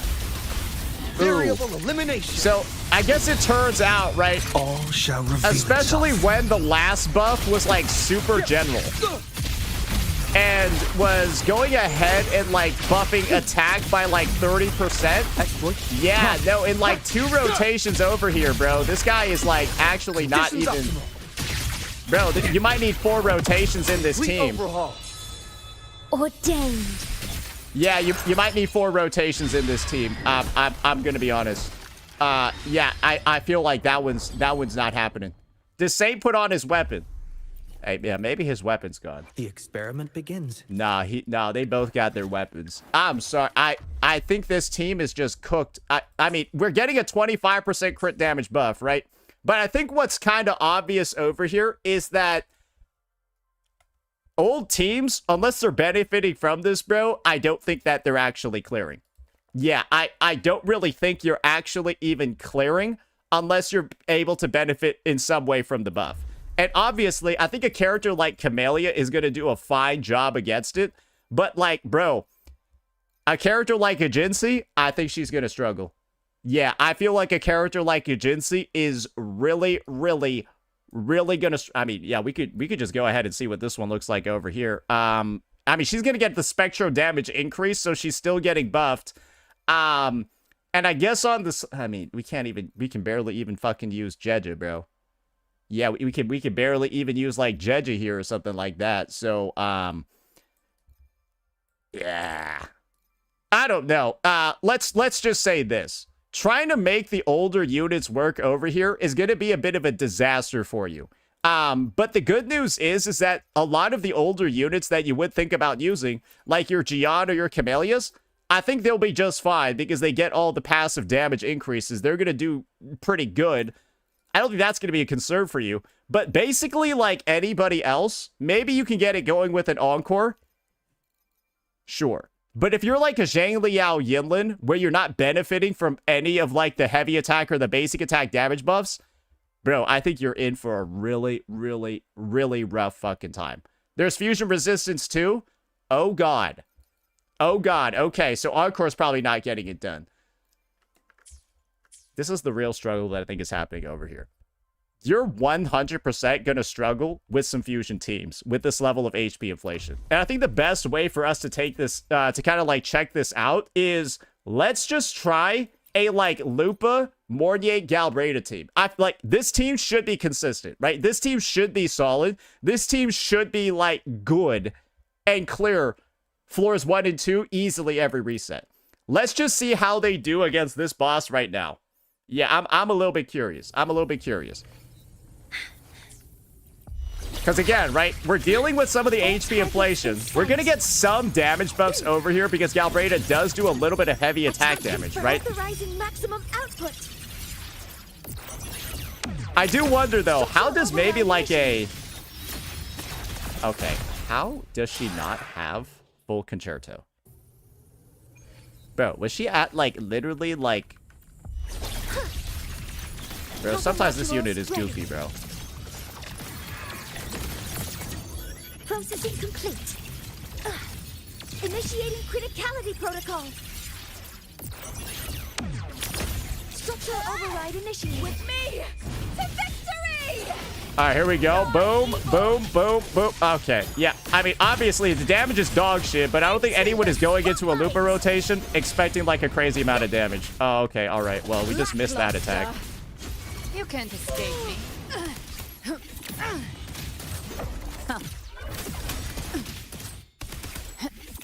The hunt ends here.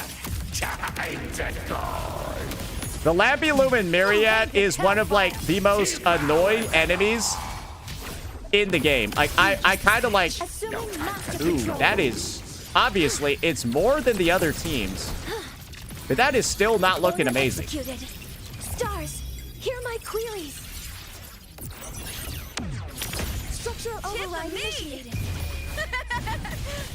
We did miss Lupa's enhanced intro, though, but that is a result of us, again, missing her attack over here because the guy, like, fucking jumped. Gotcha. Behave now. Right. I've come to send you to your But she is getting the heavy attack damage, so maybe that's enough. I will say... Explode. Fight fire with fire. If that wasn't there,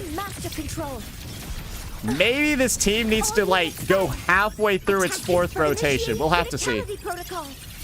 Does Lupa remove the resistance? Yeah, she does. That's kind of like her thing. But think about it this way. In Lupa's team, she's normally, like, working with, like, negative resistance on the enemy. So... yes, she does remove the existence, but usually the enemy has negative resistance. So it's kind of like...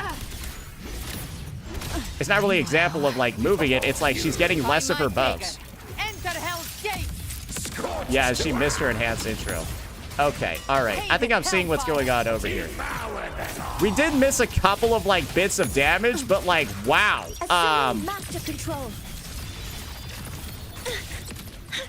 Yeah, I guess she missed her ultimate too. All I'll say is that doesn't look that great. Even with Galbreda getting the damage buff, that doesn't look that great. Maybe it's because I missed a couple of attacks. I don't think missing Lupa's enhanced intro and her ult, we're still finishing, like, kind of slow. Now I guess I gotta see this one. How is the good old Zodi Phoebe team, where we're fully benefiting from the heavy attack and the Spectrum? But we also got a shit ton of HP inflation. How is Zodi and Phoebe going to do? Boy, oh boy. Today will be against the Lampy Lumen Myriad as well. Oh man, this is going to be a fun fight, guys. We got a pretty well-built Zodi over here, 130 ER, so we should be able to comfortably do double Nightfall rotations. Let's see how we can do this. Let's see how we do, boys.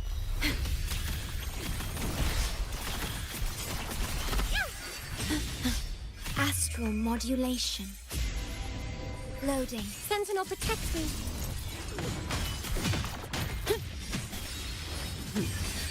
I'm just getting warmed up. Repent! Purify! Power of the Sentinel. All yours. Okay. I don't have all day. Come at me.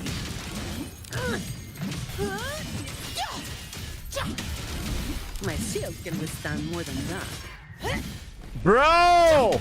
That's just a scratch. Bro, this guy is like so toxic with his Wow, freeze because you're like, oh my goodness. He's so I toxic, loved bro. you.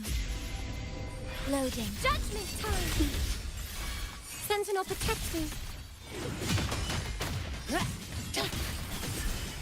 Crystals, give me strength. Power of the Sentinel. Shatter. That's just a scratch. Bro! You've made Why it is this personal. guy I can actually certainly just knock some the heads worst around. fucking fight in the game? Don't stand in my way.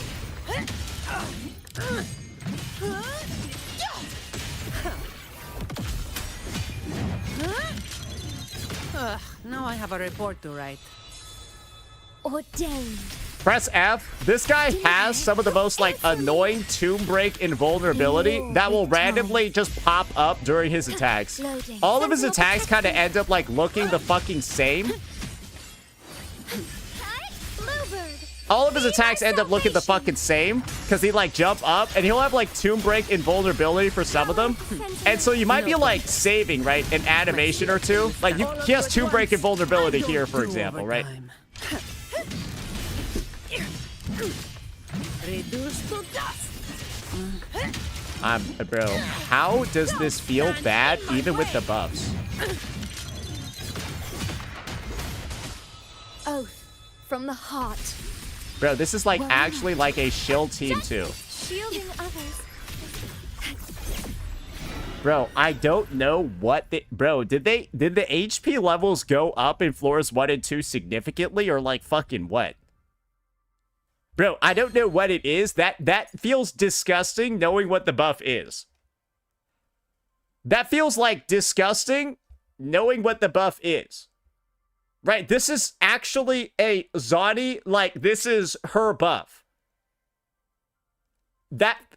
Guys, I'm gonna have to try out something crazy here. Like, I'm gonna try out like a fully shield Luke Herson team and just like see what this is even looking like. Bro, like straight up, like I'm putting in like the juice, bro. I'm putting in the juice with this one. So like this is gonna be Luke on his signature now. Yeah, I want to see or Luke doesn't have his signature, but he's gonna have like Denya. So it's gonna be a strong team. I want to see this. Like, I hope at the very least, like Luke absolutely fucks this thing up. Time to incise. Hover modules ready. Attack can authorizing maximum output. Is it my turn? Gotcha. Please. All right, here we go. Pity me. Lend me your hand. Ashes to ashes. Struggling only pains you more. Huh. Gotcha. Rot resected. Return to silence. My scalpel etches your epitaph. I am the vessel. Assuming master I don't control. know, bro. He just feels like he's a tanky little Leave it bitch. to me. Processing initiating criticality protocol. Is it my turn? I can still. Bro, did I actually miss stuff in that rotation though? Don't Did I miss the spear? look at me. Everything I think I might have missed the spear. fading. No, because my Denya had no ER. Yeah, my Denya didn't have her ult, so I think I might have missed it. That's big damage, though, so that might have actually been it. Game over. Command mode. Yeah, that might have just been enough. Access confirmed. Order execute stars. Hear my queries. Stop reading chat and lock in. Structural override. Hey, how about stop trying to backseat me, bro? I could probably play this team with my eye Please closed. don't. Probably not against this boss, though. Bit by bit. You're getting on my nerves. Radiance, no more. Not backseating? Bro, you're telling me where to put my eyes. Ash takes form. And you just said you're not backseating? Bro, you backseated where to look. Modality Like how to switch. use my fucking goggles, bro. Daybreak. I bestow eternal. Like, bro, you're backseating my fucking eye placement. Rise anew.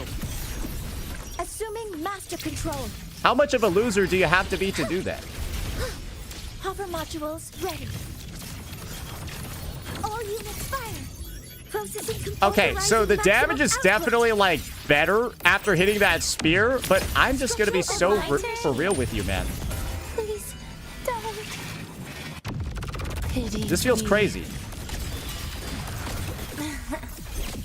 Take a bite. Lend me your darkness. Why are you so easy to rage bait? You know, a big part of my talent, right, is being able to talk shit to chatters who type dumbass shit in the middle of TOA runs. So, like, you're gonna be out here, right, wondering, oh my gosh, how is this dude thinking of what he's saying as he's doing all this crazy shit on the screen? Merciful death. It's called being able to multitask, brother. And I know it's something that you probably never seen before because, like, bro, you multitasking is basically like you try to use a calculator on your math test and you couldn't fucking do that. You fucking retard. Structure override initiated. Please don't. Look at me. Yeah, no, this is not looking good. But then again, he doesn't have his SIG. But should you need... I don't think you should need Luke's SIG to get, like, some good performance out here. Rise anew. This is obviously feeling a lot more comfy than pretty much every other team that we had, right? Return to silence. Which is one of the benefits Luke has as a fucking ranged damage dealer, but I don't know, bro. That doesn't seem that great. That seems like a fuck ton of HP, bro. Like a metric fuck ton of HP. That's like actually blowing my mind that there's so much. And now I think the best team to test out is truly here. Are you guys ready? How fucked is this? She's rerunning at the moment. She's rerunning, bro. Can we get this done? She's rerunning, bro. Are we ready for this? And let me just check to see which set this Chisa has. Does she have Rejuvenating Glow? No, she got her own. All right, let's get this going, boys. A simple 1, 2, 3 cart rotation on floor 2. Let's see how we get this done. There's another 20% HP inflation. Okay, all right, well, I have unraveling. that explains it. If there's been another 20%, yeah, no, hey. Structural integrity intact. Hey, free videos for me, but also like, hey, yo, Kuro, you're... Hey, chill out a little bit with that shit. Thanks for watching. Ta-da! Was I missing just like the littlest bit of Concerto there on Chisa? That's annoying. Anyways, I mean, this team is looking fine. Perish. Such is their blessing.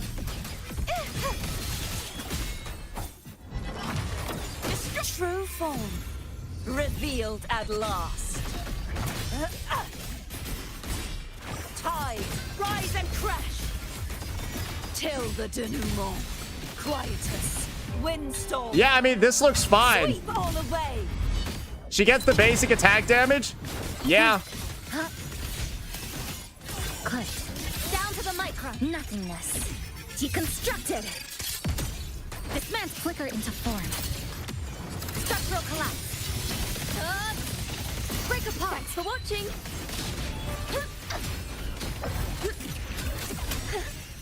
A perfect chord. Let the show begin. Collapse. I might have to take this one into the first floor. Repent. I mean, this one seems... I mean, it could just be that floor 2 is like fine. Atonement. Chaos purified. Sounding the death knell. furious tide. It could just be that floor 2 is like good because it's a multi-wave one and there hasn't been as much of like the HP inflation. Stress points flicker That's what it feels like to me. Moments. Yeah, floor 2 looks fine to me. Huh? This ends here. Cutting through the numbers.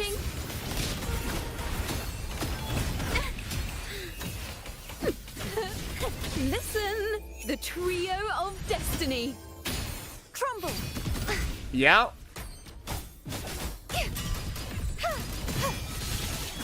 Purge the impure. It doesn't seem that crazy. So, yeah, that one didn't seem bad at all, but this first one over here, this Lampy Lumen Myriad looks like a fucking disaster. Floor 2 did not get HP inflation. Makes sense to me. Floor 2 feels the same as the last reset when you're using a buff team. However, if you, again, aren't using any of these buffs, it's going to feel real fucking bad. But floor 1, though, what the fuck is doing? What the fuck is happening over here? What is happening over here? Jesus Christ. Now, this is what I'm going to say. Whatever's happening over here, there are going to be a lot of people who are going to get fucked by this guy. Like, brutally and, like, super hard. He is not an easy fight, and right now, I've got to say, unless you're running, like, a best-in-slot team close to it that's leveraging the buffs, that's, like, a new team, you're going to have a rough situation. It's not going to feel good. That's just, I think that's the general takeaway for most people. Floor 1, holy fucking shit. What's happening over here? Big mistake. Should be hot fixed. Now we got floor 3, and this is where the true shilling is going to come into play, and maybe where we're going to start seeing some interesting TOA buffs. So first things first.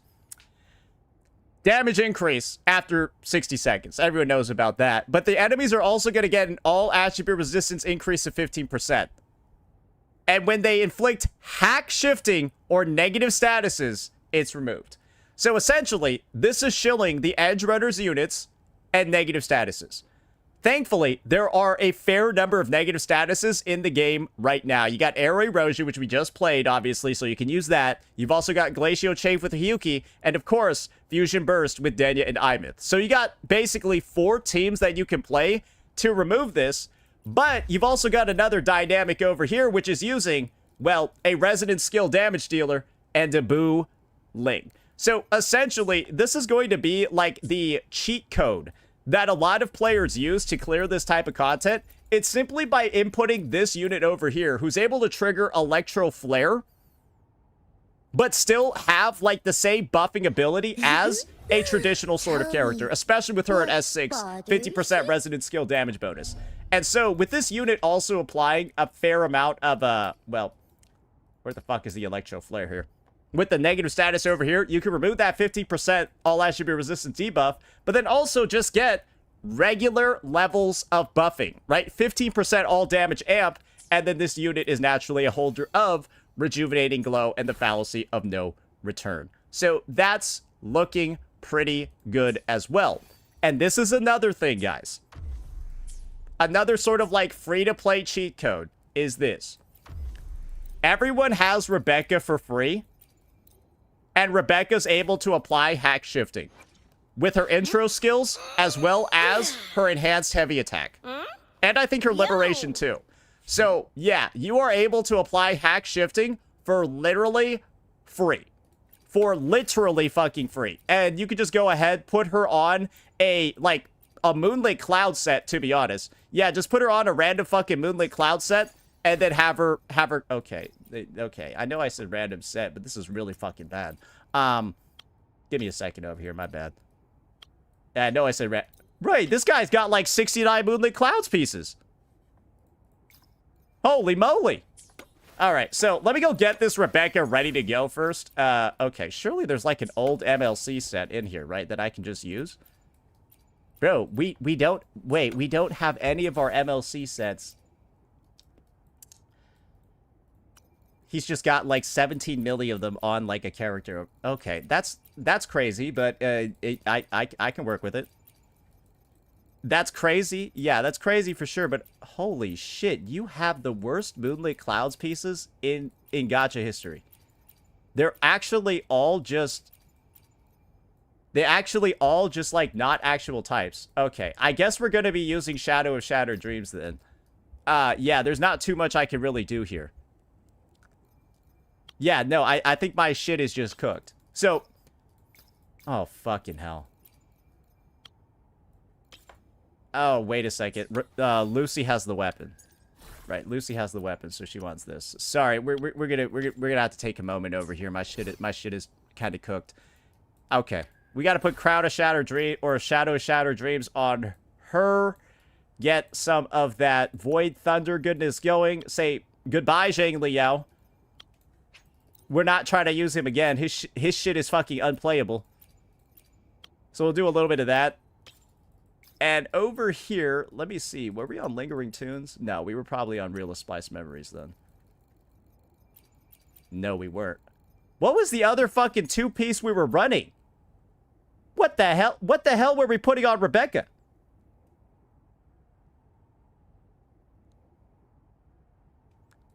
Like, we don't have another attack. We don't have a fucking attack 1 cost set. Wait, what the hell were we using on her? Was it Moonlit? No, I don't think so.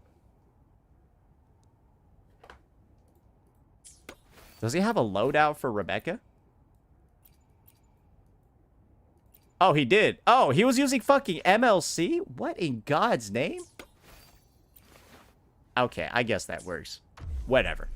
Rebecca's another cheat code that you can use, and we'll be making ample use of her. And she's probably going to be the one that's the most readily available to, well, pretty much every single player. So let's just go ahead and get this started with, well, some of the most broken free-to-play teams that you can use in this reset. And it's going to be, well, you probably saw this one coming. It's going to be this one. This one right here is going to fuck everything. I don't know what other way to, like, really, how else to, like, really describe this. This is going to be an incredibly fucking good team comp. And let me just go ahead and make sure the Augusta has all the pieces as well. Yeah, no, there's definitely a 1 cost that we can put on here. Yeah, let's go for this one. This one's looking pretty good. So let's go ahead. Let's give this one a bit of a look, and we'll see how it does in floors 3 and 4. Let's see how it looks on floors 3 and 4. While we're getting screwed over in floors 1 and 2, hopefully it's not going to be as bad. I needed to wait 4 seconds. I already know. I needed to wait 4 seconds. Guys, don't worry. I got you. I got you. I got you. 1, 2, 3. Okay, we're good.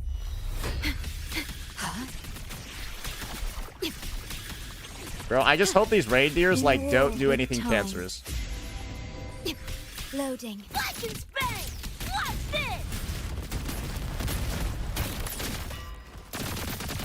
Yo! Look alive! Okay, I accidentally canceled Rebecca's heavy attack with a Tomb Break. Yeah, don't do that. You just saw my Forte disappear into nowhere. It'll happen occasionally, yeah. The thing with Rebecca as a character, it's really easy to accidentally, like, cancel all of her shit. Like, really fucking easy to accidentally cancel all of her shit. You're paying for my chrome!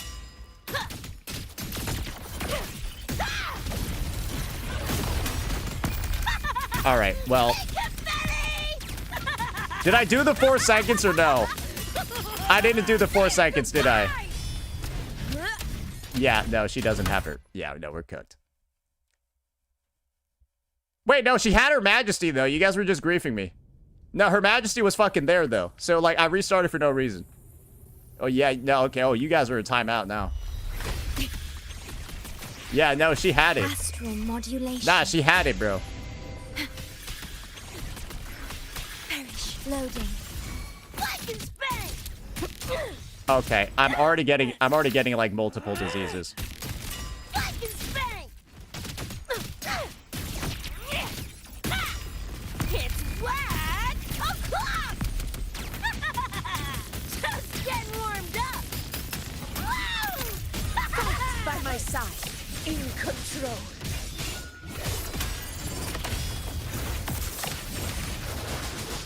Unmatched!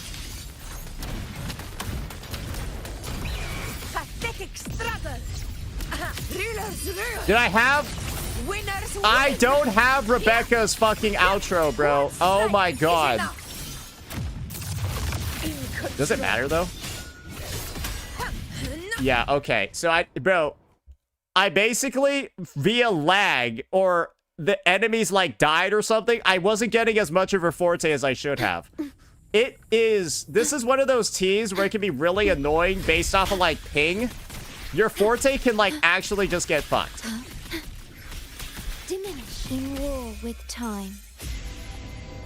Loading. Flash and spin! Shut your stinky pie hole! Do your worst! Oh god, finally. Come on! It's closer! Bro, these guys are, like, so fucking annoying. This is my moment.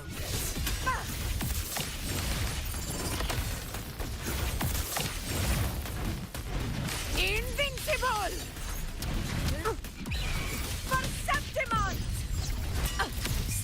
Here we go, finally, we got it. So as you can see, I'm at 67% like amp.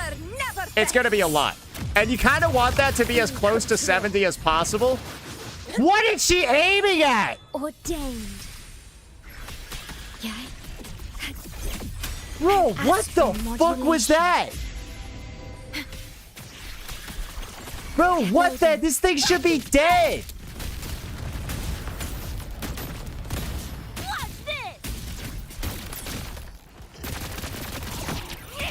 What's this? What the fuck? Just out there spamming that shit for literally no fucking reason, bro. It doesn't do anything. Conquest begins now. In control. In one strike. All glory to Septimon. And so with Augustus damage being way more backloaded, right? You can see over here, oh man, we're getting some pretty fat hits off. And the clear time is really, really, really good. 350 heading into the final boss is extremely powerful. Iron graft you knew. Loading. Flash and spin!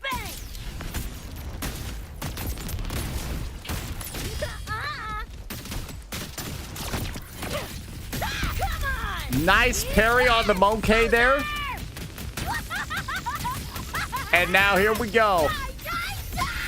By my side. Okay, for some reason. Okay, all right. We're just not getting any of our resources. That's awesome. Moments of victory. Oh, wait. Did we get the ult at literally 69? Bro, you can't get the timing better than that. One strike is enough. Bro, that is hard. In control. Bro, 69 is basically the max damage buff. Because at 70, the buff falls off. With time. So 69 is like, if you're ulting at 69, it's actually like best in slot gameplay.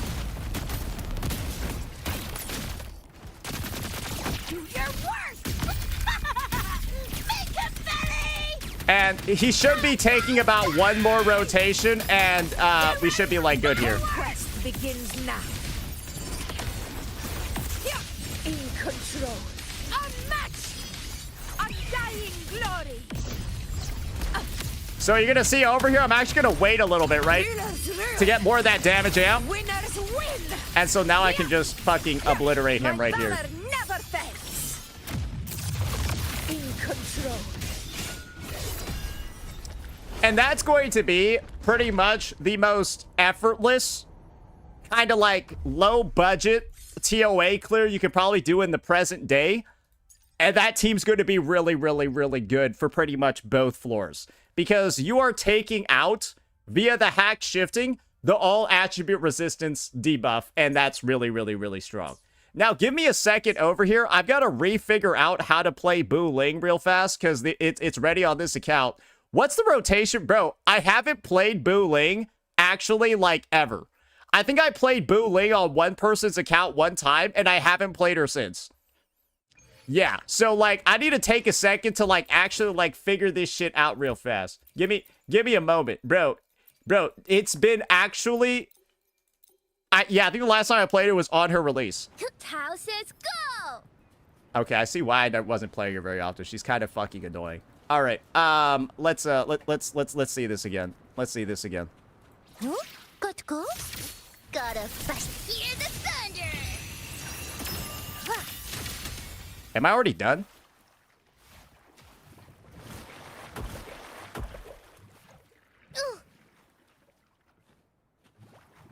Okay, all right, that's cool. Anyways, yeah, cool. Wait, so Glaive made an entire segment of like his whole 10Z video talking about how hard that rotation was?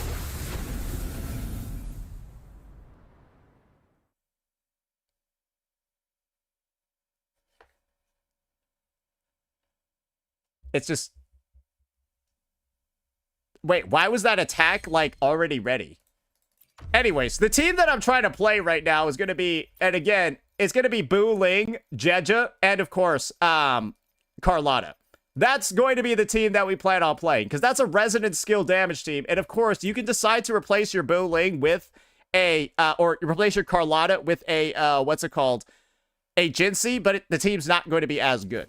And so this Carlotta, once again, I think is going to be an S0 R1 Carlotta that's just built very, very, very well. Again, this is not an S4 one. And the G-Jaw is just going to be a typical G-Jaw. She's... Well, right now she's naked, so we're going to go put some echoes on her real fast. All right, yeah, all right, she's good. She's good, all right. So that's the team that we're going to be running. Let me now go ahead and, yeah, figure out this Bu Ling situation. Yeah, let's figure out this Bu Ling situation. How quick can we get this done? How quick can we figure out her kit? And let me just see over here. BA 1, 2, 3, 4 skill BA4 2x heavy attack. Wait, is that it? All right. 5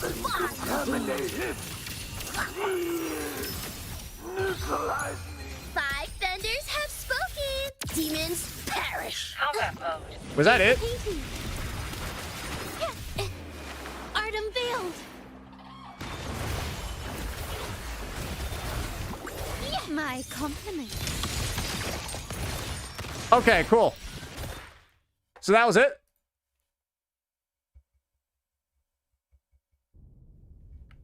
You can jump, plunge, 1BA, skill, 1BA. Jump, plunge, 1BA, skill, 1BA, and then 2 heavy. Oh, really? All right, well, let's try that out. Found your weak spot. Hear the thunder. That didn't work. Yeah, no, I did 2 of the same ones. I fucked up there. Yeah, I fucked up there.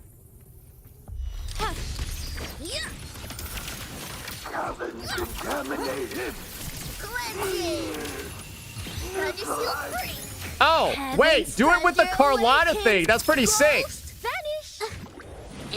Yeah, Carlotta forces you to enter in off of a plunge, and you can actually do that to speed up her animation. There you go. Yeah, Carlotta, if you swap, if you start off with her double E at the start of the rotation, then swap to Bu Ling in the air, you'll do an auto plunge. Masterpiece complete. Running won't save you. Still recognize me. Binding. I don't know what I'm doing. Thunder commands. Hell tremble. Oh, by the way, yeah, this is an S0 Carlotta, so... Here comes a witness. The art's true form. My compliment. Take this. And again, this is like my first actual time using Bu Ling in endgame content, so like, I probably can smooth out the rotation even more. Just know that the team can get better than this. In the name of the Montellis. So S4, no, this is a fucking... Alright. Running won't save you. Deities? Hear my call. Play. Cleansing! Spirit! Heaven's thunder awakens! Ghost! Vanish! Bro, she does no damage.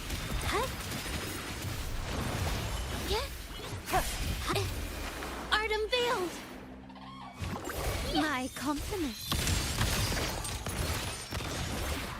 The stage is set. Victory favors me. Is that it?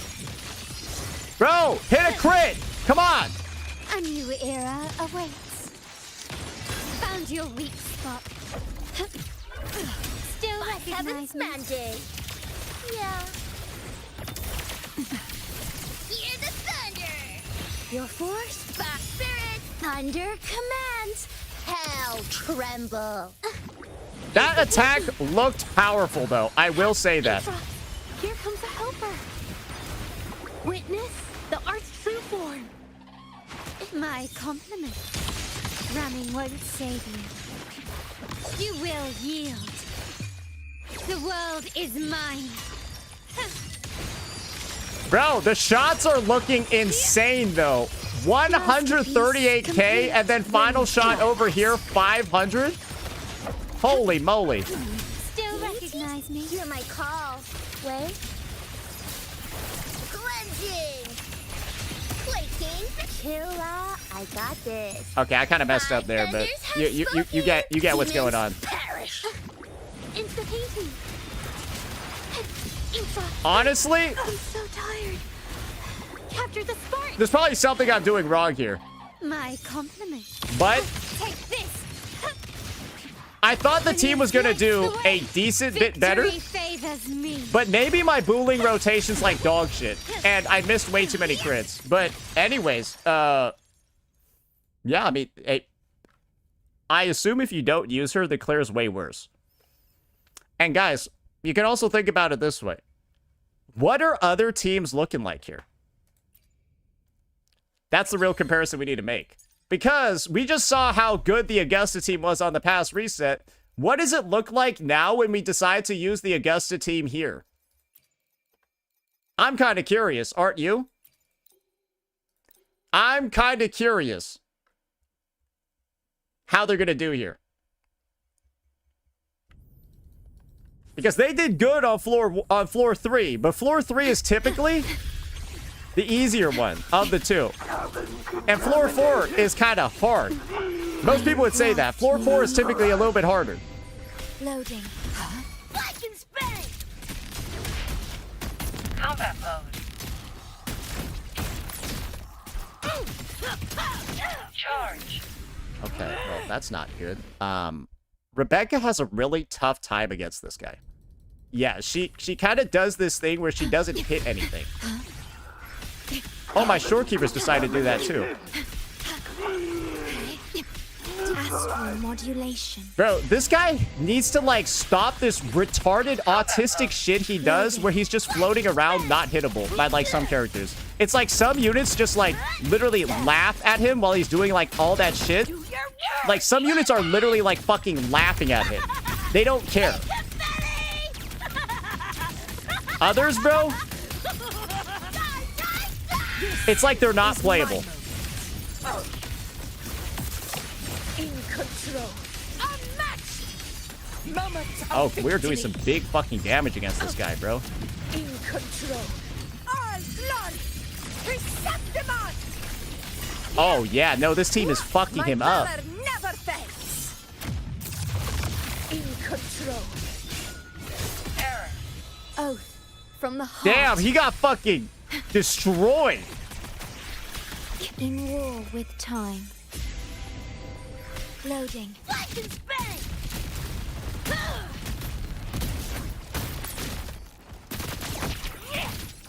Come on!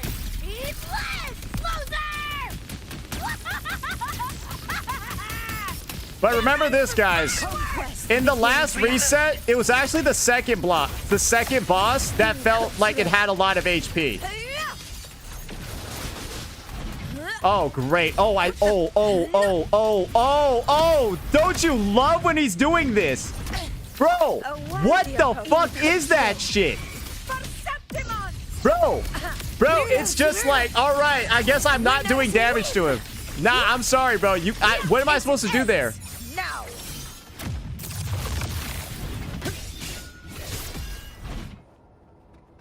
All right. Control. Are you gonna spawn? Ordained. I engraft you new. Loading. Lightning bang!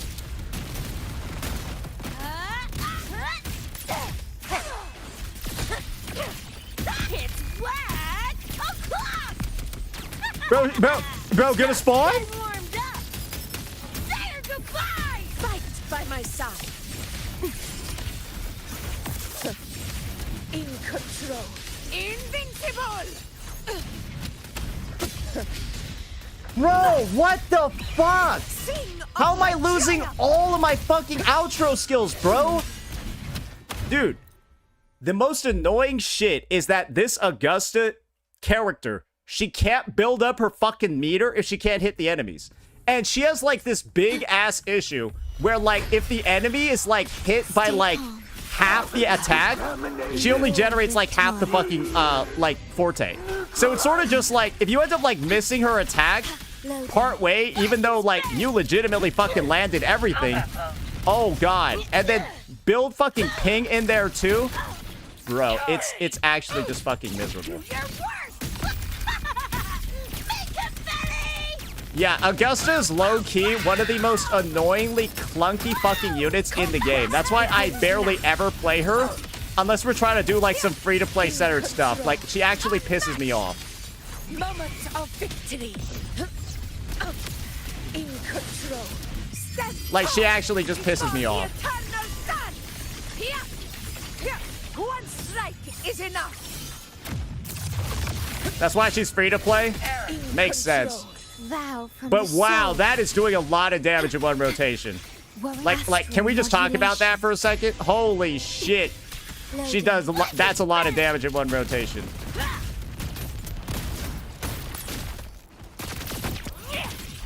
It's whack o'clock.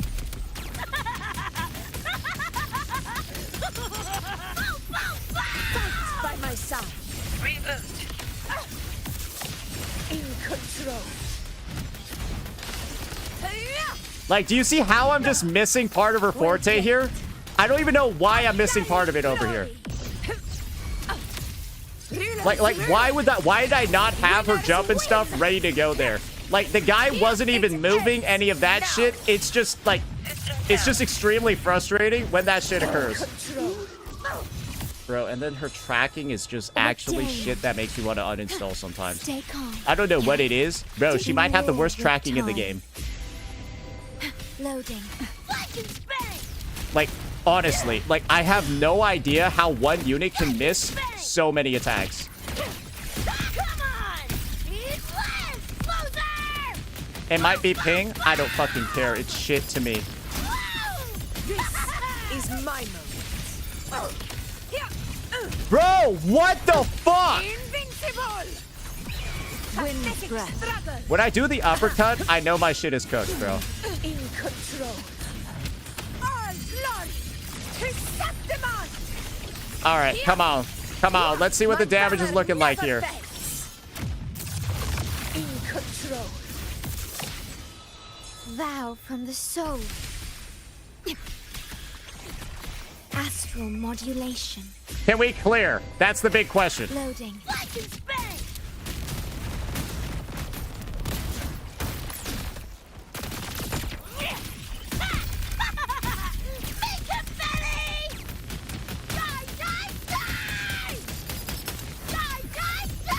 By my side. Roars of conquest. In control. Unmatched. Sing of my triumph. In control. Stand tall before the eternal sun. Here. One strike is enough. In control. Okay, alright, yeah, no, this clears pretty handily. Yeah. So I think the main thing is that this is just Fleur-de-Lis, her HP going crazy. I don't even think that Carlotta team did even bad, bro. I don't even think it did bad. Anyways, yeah, okay. Yeah, blast that bitch. Kill that bitch. All right, she's dead. You can kind of see what's going on here. That is all being done while removing the 15% all attribute resistance. Do you think you're going to be able to clear with a 15% all attribute resistance? Because truly, I think this is where the real test is going to begin. We are now going to take a plain old vanilla Toon Rupture team, an Imeth Toon Rupture team, and just see how it does. I think that this is going to be good, right? We get the full all attribute resistance. We get to see what like a strong character is supposed to look like over here. And, well, get it going into no shilling at all.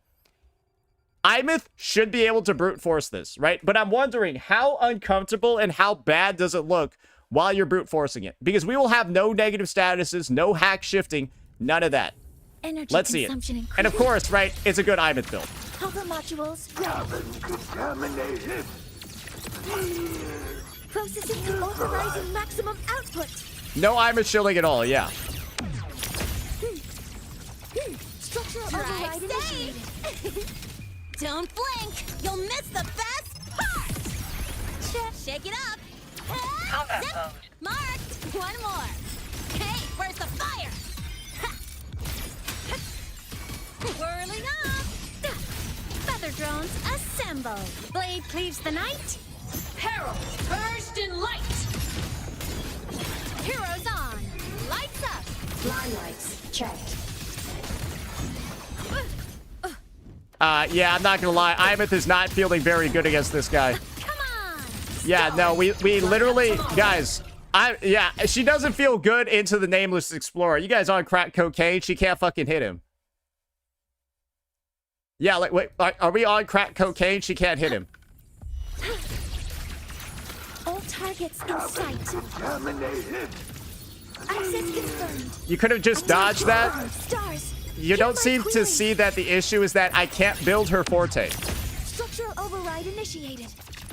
Drive set. Wait, in mech form she can. Ooh, that's a good idea. Bow and call that my signature. Yeah, we might just have to go mech form on the intro. That'll probably actually help. Whirling up. Come on, little one. Bro, he actually interrupted my mech form twice. Holy shit, he actually interrupted it twice. I don't even, bro, that is some toxic fucking shit. I don't think I've ever even, bro, am I gonna have to like do this? I'm a attack formation. Command mode engaged. Great, I'm in mech mode now, but I felt like I had to use an illegal maneuver to get there. Structural override initiated. Like, I felt like I used a fucking illegal maneuver to get there. Yeah, yeah, imagine having to quick swap to do the Imeth rotation, guys. Need a ride, sweetheart? I don't know, that just felt brain damage. The form of mech. Charge. Starlight over the seas. Scorch through the void. The world is mine to guard. Objective log. Fly high. Truth. Reach the cosmos. Cluster cannon. All right, well, that's going to be our first ult over here. Big ol' boom. And, yeah, I guess we'll just go back to this form. Okay, so clearly, as we can see, that damage is still pretty good. Processing complete. Stars, hear my queries. Yeah, that damage is still pretty good. And part of me is wondering, Structural override initiated. is the attribute resistance thing still getting broken down by, like, regular tune shifting? I wouldn't be surprised. One more. The form of mech. It kind of feels like it's not even live. Souls sing in harmony. To the Savior's victory. You be doing more than 533? Fire. Order Okay, wait, did that entire attack just miss? Bro, this guy is actually a fucking cancer, man. Heroes on. Lights up. Line lights checked. Okay, all right. So this team is clearly going to struggle, I think, a little bit over here on this cart thing, on this cart situation then. I'm assuming Assuming master control. Attack confirmed. Authorizing maximum output. Should have saved that last tomb break to keep him grounded. You definitely could have, but I hope you also do recognize like this. That's all you got. Tie a Saving bow that last and tomb call break, that my signature. he had like 100 HP left. Form of mech. And he happened to just be like floating around for that last 100 bit of HP. Blade cleaves the night. It's like, got a little bit unlucky that he's still alive there. The world is mine to guard. Objective logged. Go Stonefield. Light wings. All right, how much does this one do? Stars shine tonight. Assuming master control. Access confirmed. Order executed. Initiating criticality protocol. Yeah, 700k still seems like a lot into like no shill. Maybe this Imeth is just like god tier. Check this out. Special delivery goes boom! Shake it up, marked. Hey, where's the fire? Form of mech. System light art. Soul sing in harmony. To the savior's victory. The 60-second stage buff doing all the work. I mean, obviously, right? Evil repelled. Fly high. Truth. Reach the cosmos. Go. Lasers. Cluster cannon ready. The savior rises. All right, so clearly, Imeth is still fucking up floors 4 pretty damn well. Yeah, pretty damn well. She's doing pretty good. And it seems like the all attribute resistance, maybe it is active, maybe it's not, right? So, yeah, as we're clearly seeing over here, Imeth is not clearing at, like, the craziest, easiest way ever. I think that much is kind of, like, obvious. But, yeah, she's not getting, like, sub 3-minute clears. She's probably breaking past the 3-minute mark to get it done. Similar timing to a shield Augusta team that's removing the all attribute resistance, which I guess kind of makes sense.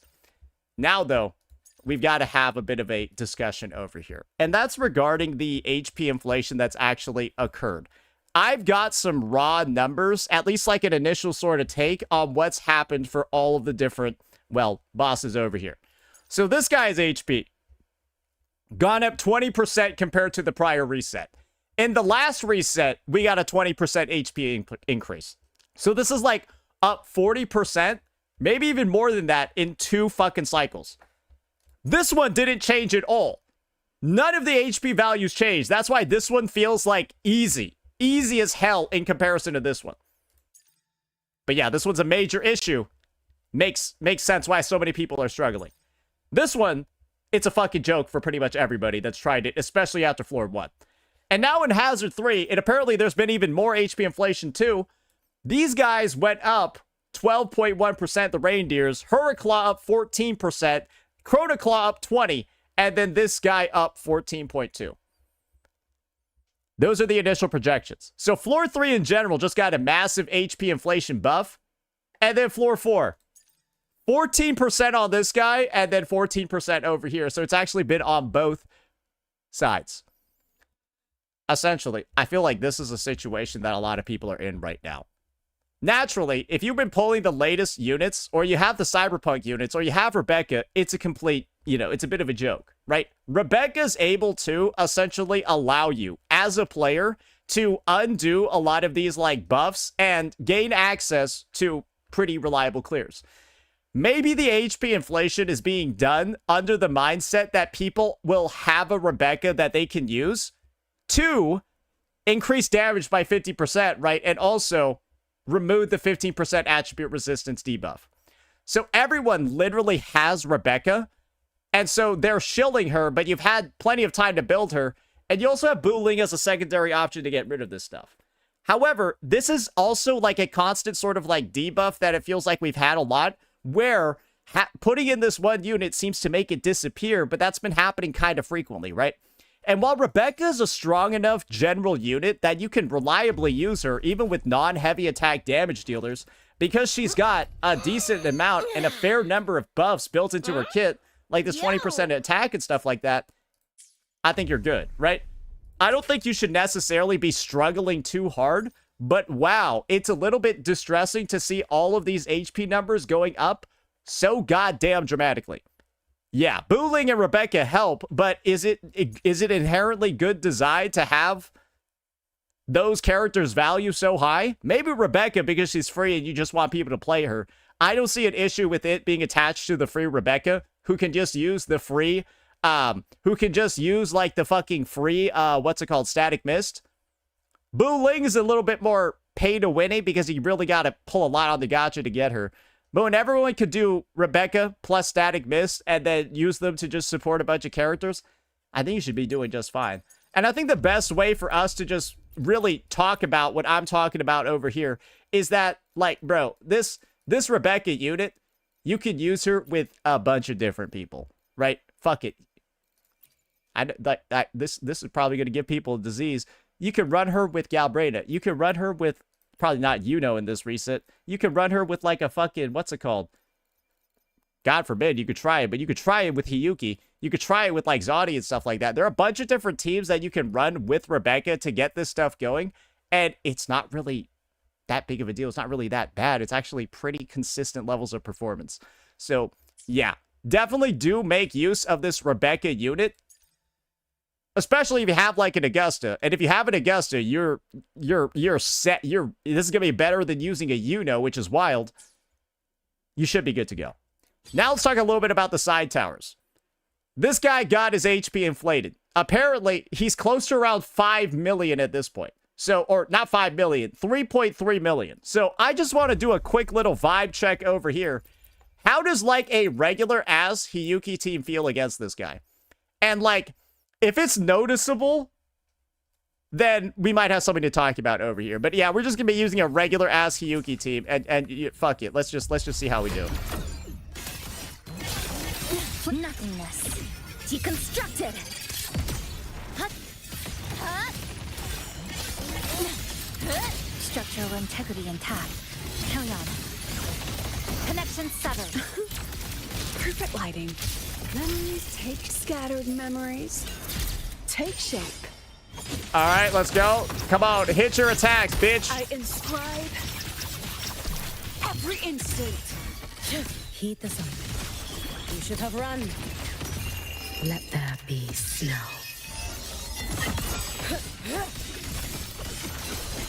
Swirl.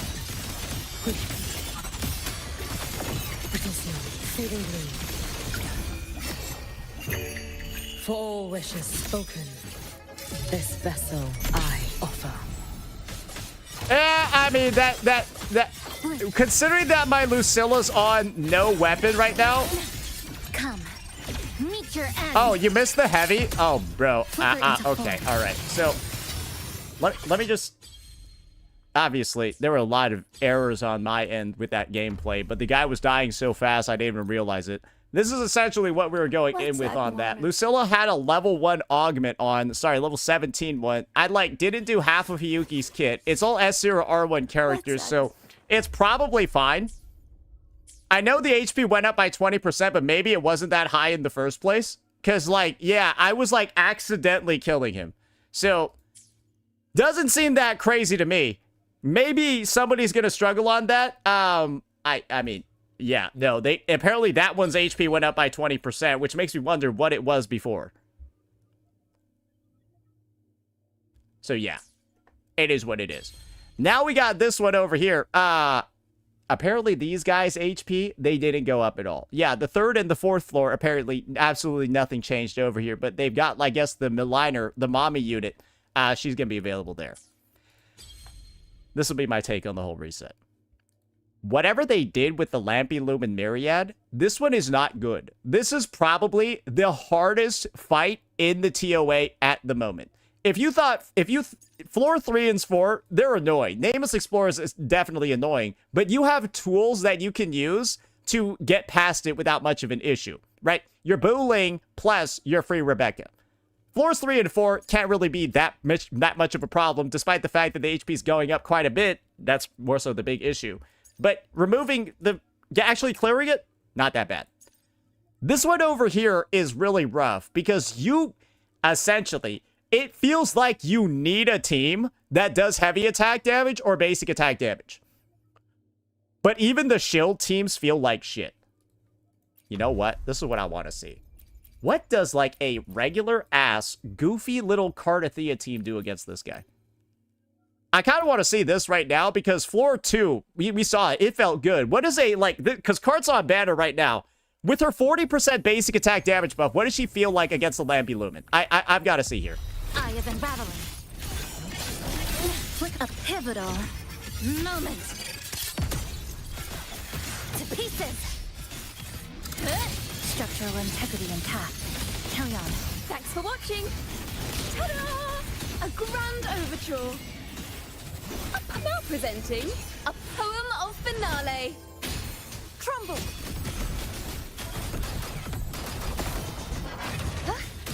True form. Okay, all right. Revealed at last. Sounding the death knell. The tide. Windstorm. Barely avoided the fucking freeze, bro. Holy shit. Oh, okay, never mind. No, we didn't avoid it. Dismantle. Stress flicker nothingness. Deconstructed. To pieces. Structural collapse. Cut. Break apart. Thanks for watching. A perfect chord. Listen. The trio of destiny. Perish. Such is their blessing. Bro, this is actually not looking great. Bow before me. Tides rise and crash. Till the denouement. Quietus, my blade. Purge all evil. Lifeline plucked. Dismantle. Flicker come. Meet your end. This ends. I will say, Cutting through the numbers. Watching.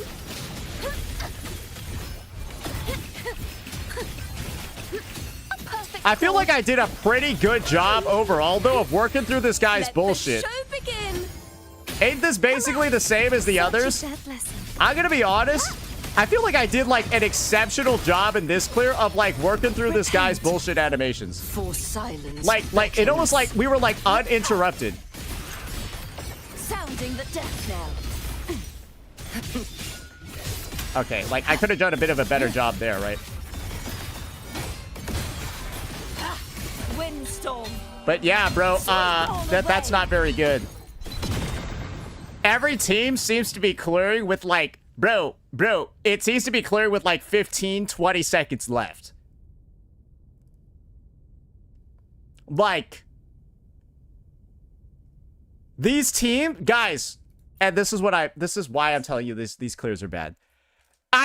These are shield teams. It's not like I'm putting in, like, a Resonance Liberation or a Resonance Skill damage dealer.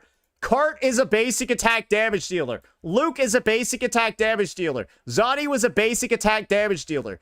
I was using all of these, like, shield fucking teams, bro, that utilize this damage type and get the bonus. And they're fucking rough, bro. I think the end result is that floor 1, guys, it is overtuned as hell. Because if you are shield and you use the buffs, you should be clearing with, like, 50 seconds left. With 45 seconds left. But you're shield with the buff and you're clearing with 15 left? Fuck, dude. That's wild. That's kind of just wild. And I think that there's definitely a lot of room to rebalance this shit because, guys, this is against one of the most annoying fucking bosses in the game. This dude freezes you because he leaves a persistent puddle on the ground. It doesn't even deal damage. It's just annoying as fuck. It's like some characters, bro, for them to move out of the puddle, they, like, delay their rotation by, like, 4 or 5 seconds to move out and reposition themselves so that they're not in the AoE of it anymore. It's kind of a disaster. So, yeah, my personal take is they fucked up real bad with this one. But floors 3 and 4, unironically, aren't that bad because you just used a Rebecca. But whatever the hell's going on over here, bro, this is gonna conk a lot of people. Yeah, a lot of people are gonna get hard stuck over here. But that's just the nature of having one of the most annoying bosses in the game, much like last reset. And then some of the most baffling HP inflation decisions you can make with the boss this bad. It is what it is, but yeah, at least I don't know which one's worse. Floor 4 being bad or floor 1 being this bad. Maybe floor 4 being bad is worse because this floor 4 at the very least seems replayable and you'll want to play it again. I think people are just going to get past this and not just do this fight anymore and just like fucking skip it and be like, fuck this shit. This one at the very least has some replayable factors because these bosses don't suck ass. So yeah, or the flying guy sucks ass, but Fleur-de-Lis is pretty cool. It is what it is. Not very happy with this reset, and it also looks like we're not going to be getting any previews at all about the sort of like Meng Zhou units. And we finally got the Cyberpunk shilling we were all waiting for. So yeah, that'll be it for this one, ladies and gentlemen. Let me know what you all thought. Peace out. Yeah, no, that's not very good. Yeah, that's not very good.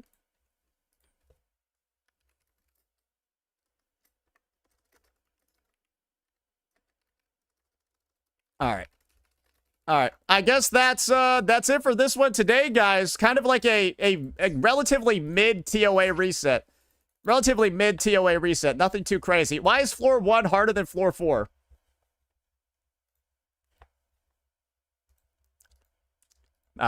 You tell me, brother. You tell me. Onk, you gotta fix your rotations. Who asked, bro? Who asked, bro?